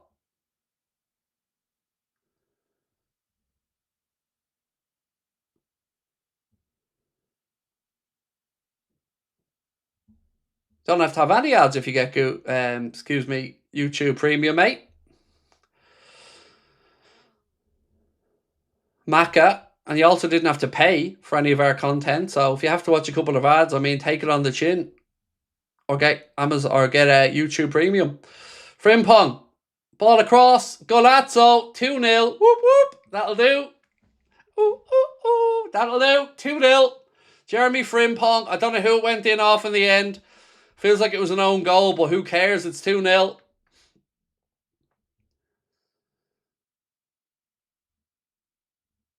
And well done, Frimpong, for not giving up on it. Nice. You know what we need here, folks? We need a bit of a dancing alien, don't we? You don't blame it on the sunshine. You don't blame it on the moonlight. You don't blame it on the good times. Blame it on the boogie. Goes in off the goalkeeper or the defender. Which one is it? Don't know, don't care, but we'll take it. 2-0. Goes off the keeper's leg and in off the far post to make it Liverpool 2-0 up. It'll go down as an own goal, but it comes because of the perseverance of Jeremy Frimpong.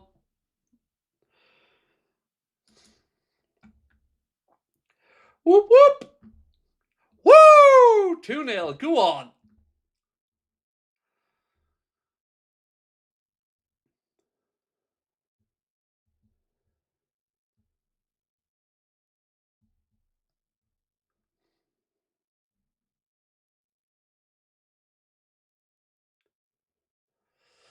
That'll do, lads. That'll do. 2-0. Come on.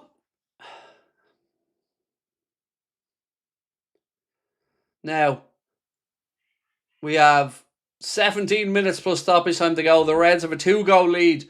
A result that, if we keep this result, will give us a perfect chance to finish in that top 8. It would almost guarantee it, barring a disastrous result against Karabag. Come on, the Reds. Gravenberch. Back to Gomez.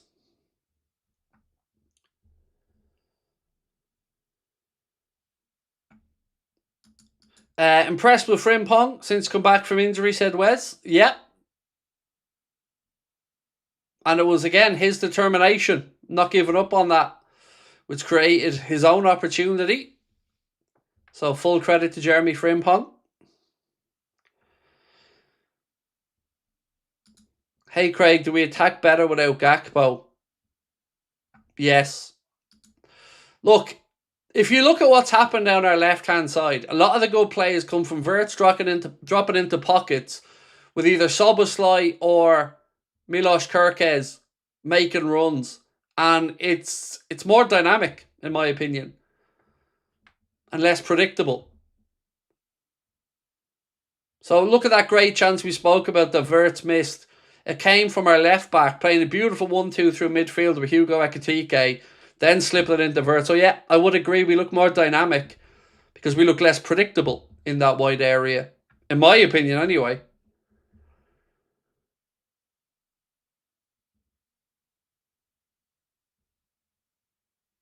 Macca now. The Gomez. Macca. Soboslai. I hope they keep pressing for a third. Enjoy Canada, said Goosey. Thank you, my man. And I certainly hope to.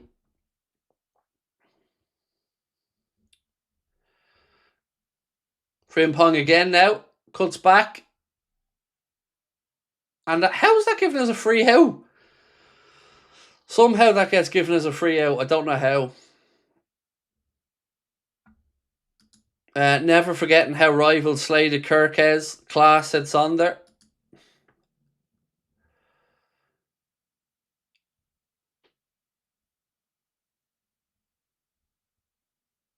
Ball through the middle.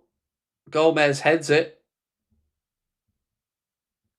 Allows Aubameyang to get possession.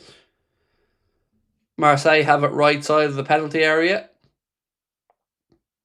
They get a second bite at the cherry as the cross was initially blocked and it comes back. Second ball in deep. Header over the bar. Goal kick. Come on, boys.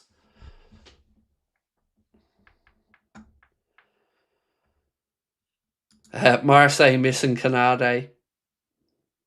No. Play nice. Batu said, love the content, man. Celebrating 6 months as a member. This team is so up and down. I don't know how to feel anymore. Hope we win the Champions League. You'll never walk alone. Do you know what, dude? I think you've summarised a lot of our feelings, Batu. We are so up and down. You see the talent that's there. And you kind of wonder, one, why we don't see more often some of the good stuff we've seen tonight.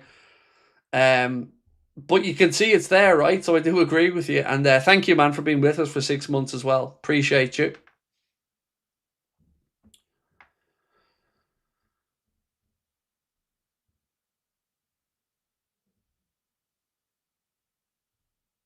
Marseille corner now. Far side of the pitch.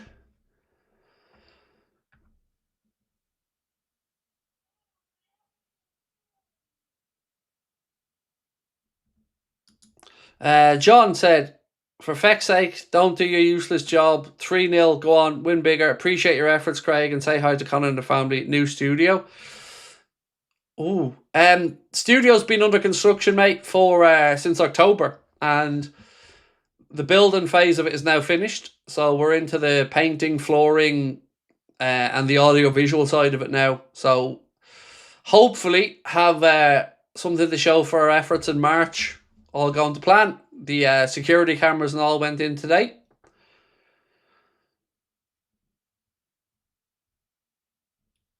Come on, the Reds. And I agree with you, by the way, John. I'd love us to go get that third as well.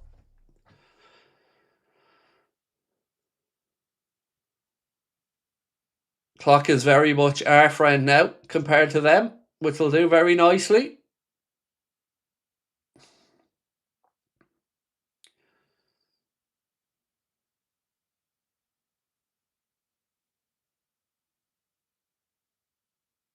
Bet you still give slot 3. Bet you won't get a chance to find out because you're banned. And by the way, if you've looked at my results for the manager Smart Arse, you'll see that my scores have been far, far higher than the average audience scores. So just say you don't like me and we can move from there. Because all you're trying to do is be a negative arsehole for the sake of it. And honestly, you're probably looking at a 5.5, 6 for Arne based off what we're seeing now. But don't let that get in the way of your hatred of me.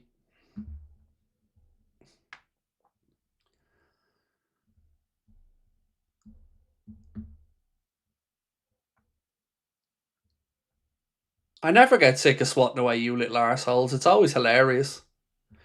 But just, I've never fucking given them 3s, really. If you look, I'm always higher than the average scores for a slot. So you might think I'm a hater or not, but I still think I'm being fair. Any 3s gotten probably should have even been lower, but then again, you just keep being a good boy. I'm watching on.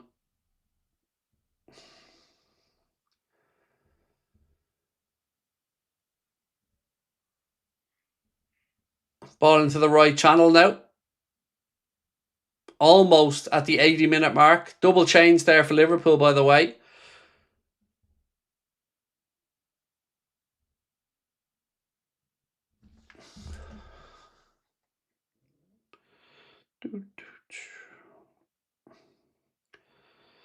Curtis Jones and Cody Gakpo on for Ekitike and Wirtz with the 2 changes. Marseille with a corner in, it's cleared by Liverpool, but they get a second bite of the cherry here. Another cross in, headed away again by Virgil. Ball breaks on the edge of the box, sliced shot. It's cleared by Liverpool, but straight back to Marseille. Pavard now, he pings one out right hand side.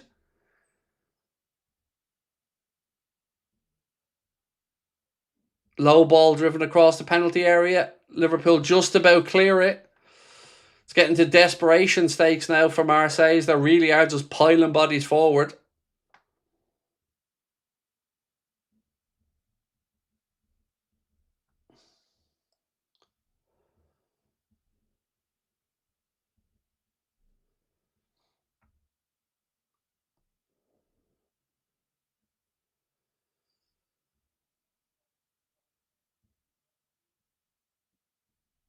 Come on, boys. Don't forget, the Reds' next league game is away against Bournemouth on Saturday, folks. 5:30 kickoff. And then after that, the next league game will be Newcastle rocking up. Well done, Virgil. Marseille got to the byline, but Virgil got right into the passing channel to block it. And cuts it out. Marseille throwing, which they get on with quickly. Craig, could this be Kirke's best game for Liverpool? He's had a few good ones this season. Like, start was very inconsistent, and I said at the very start of this game, I think it's a risk playing Kirke's, but it's a risk that if it comes off, will look great, which it has. But if he doesn't, it could have been a problem for us. But in fairness to Milos, he has rewarded the manager's faith and put in a very, very, very good performance. Certainly will be a candidate for man of the match, which of course you guys will be voting for in the match reaction.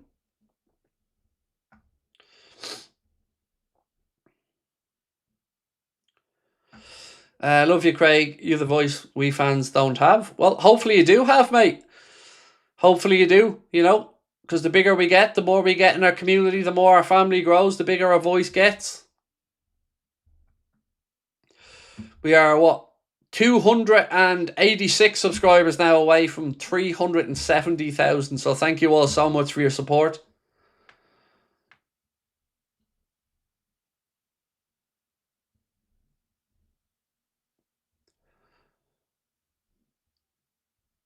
Oh, here we go. Chance here. Slipped in. Salah. Oh, my days.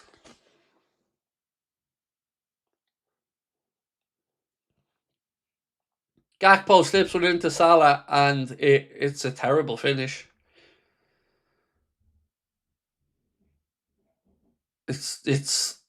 Yeah. I don't even know what he was trying to do there, but that was shocking. Shockingly bad finish from Mo.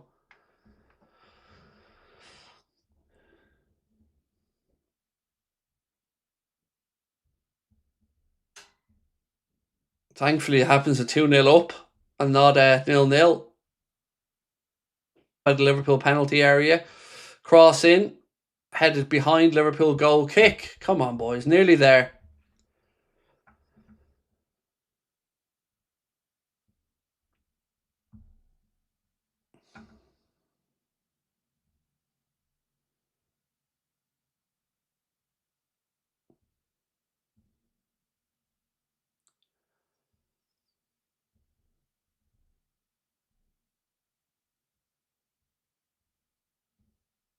Certainly looks as if Mo's left his shooting boots over at the AFCON, because he's had a couple of half chances, and that was it. That was a very good chance that he should have been putting away. He'll know that as well. Doesn't need me to tell him.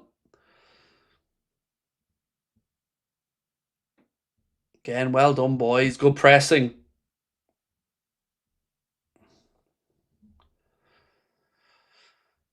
This is a big relieving result. Honestly, it is. Like, this result pretty much makes sure we get into the top 8, which we need to do to avoid those. Well, one, a chance of going out around earlier, but also just a two-legged tie that the manager and the players won't want or won't need in their legs. So, big win away from home this if we see it out. And, relieve a bit of the pressure in the Champions League anyway. What's your percentage Salah is sold this summer? Do you know what? I don't know if I could really give you an answer without knowing the managerial situation and how that goes. Like we still have a good chunk of the season left. And look, Salah will say by his own standards, this hasn't been his best season, but let's wait and see how it finishes. I've never thought he gets sold with a year to go because it's never really been the case. He always, in that contractual position, talks about no sale.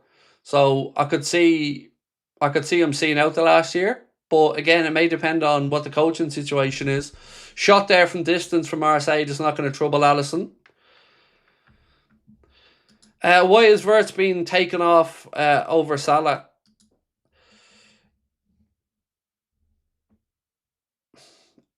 I have to speculate, obviously, but I'm imagining it's got something to do with workload. I don't know. Other than that, honestly, now look, let's be honest. Flo wasn't having his best game, but again, I'm trying to second guess the manager's substitutions.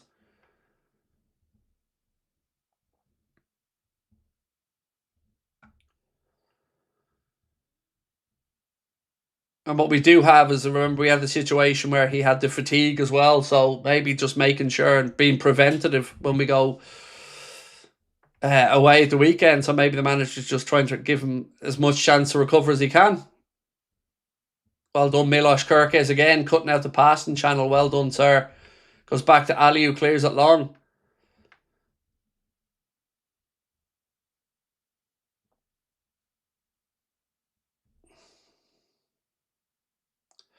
Again, well defended by the lads. So here's a question for you folks. I'll ask you as well in the match reaction, but based off this, does Konaté come back into this team at centre-back, or are you playing Joe Gomez against Bournemouth? You talking to me said not Salah on the pitch, it's Halas, his evil twin. Yeah, so anyway, genuinely, what are you doing at the weekend? You playing Joe? Or are you putting Konaté back in? Because I'm playing Joe, if I'm Arne.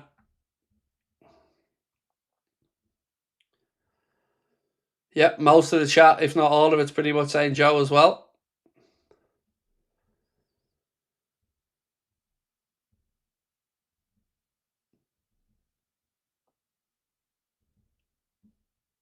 Yep, again, I'd say it's 95% Gomez in the answers in the chat. And as somebody's just said there, he's earned it, which is a very important point and one I keep making. If you come in, take your chance and play well, that shirt should be yours, and that's what Joe has done tonight. For whatever reason, with a family emergency, it freed up an opportunity for Gomez to come in tonight and play, and he's taken it.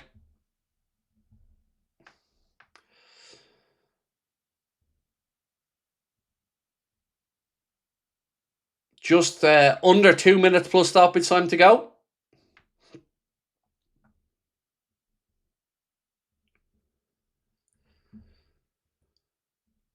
I'm absolutely buzzing with this result. I feared for the worst coming into this game, lads. I'm really happy with the result. I can't lie, lads. I am very, very relieved.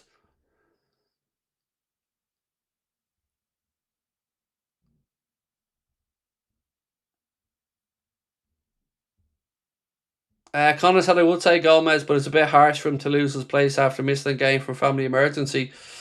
I'd look at it a different way, though, Connor. I mean, your point obviously is fair, but I would say he hasn't been great anyway. And it's not like Joe is somebody who hasn't played alongside Virgil before. So I would say keep Joe in because he looks more consistent. And I'm not sitting here wondering if Konaté is going to have a moment, or if I'm going to hear the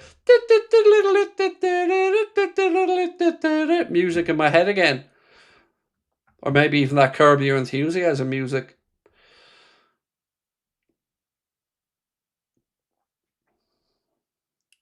Marseille still pushing, trying to find something. Overhit ball, goes behind, goal kick for the Reds.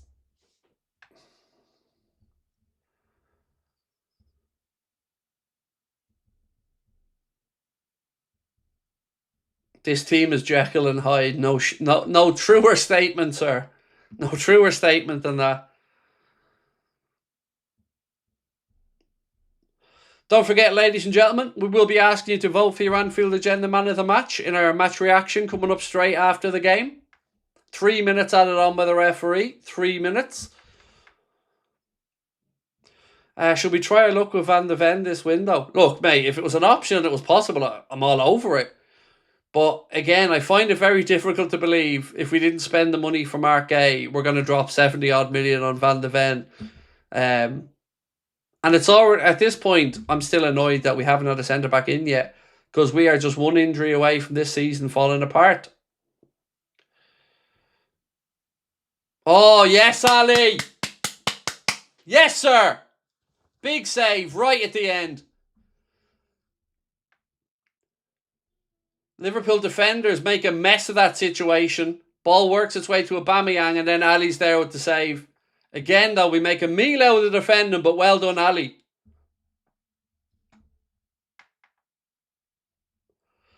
Oh, what a man. Corner in, cleared away by Liverpool. Another strike from distance, sails over the bar. Goal kick, come on.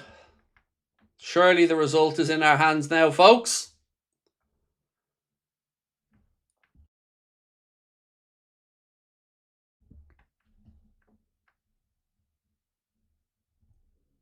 Less than 90 seconds of stoppage time to go. Liverpool with a 2-0 lead. Looking like a result that will push us into the top 8 in the Champions League. As things currently sit, we are 4th place as things currently sit, folks. Gravenberch. The Gakpo. 3-0. Game, set and match. Cody Gakpo. 3-0 to the Reds. Gets in. Good little composed finish from Cody, and that will put the icing on the cake, ladies and gentlemen. Olympique Marseille 0, your mighty Reds 3. Come on! Whoop whoop! Haven't said this in a long time, but whoo! Gravenberch takes his time, rolls it into Cody. One touch, bang, into the corner. Golazzo, 3-0. That'll do. That'll do. Now let's carry this into the Premier League. Gakpo. 3-0.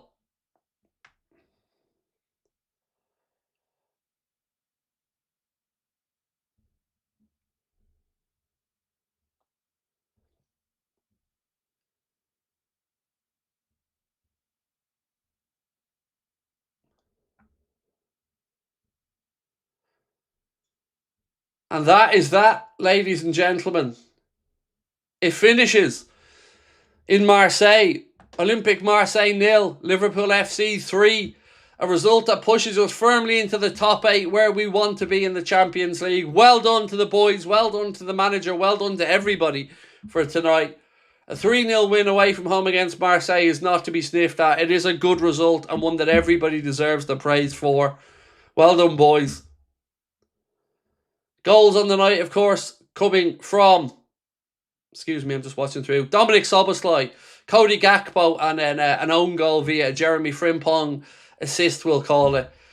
We will be back, ladies and gents, with our match reaction in 60 seconds time. Do not go anywhere. If you haven't subscribed, please do hit that subscribe button as well. Again, just to confirm, it finishes over in Marseille. Olympique Marseille 0, Liverpool Football Club 3. Whew, we can all breathe. Finally, we get a 3-0 win from a 2-0 lead, eventually getting the third. We'll take that. We'll be asking you for your Anfield Agenda Man of the Match as well, so don't forget we'll be voting for that in the match reaction. Appreciate you guys for joining me again. Hope to see it in 60 seconds. Much love. 3-0 to the Reds.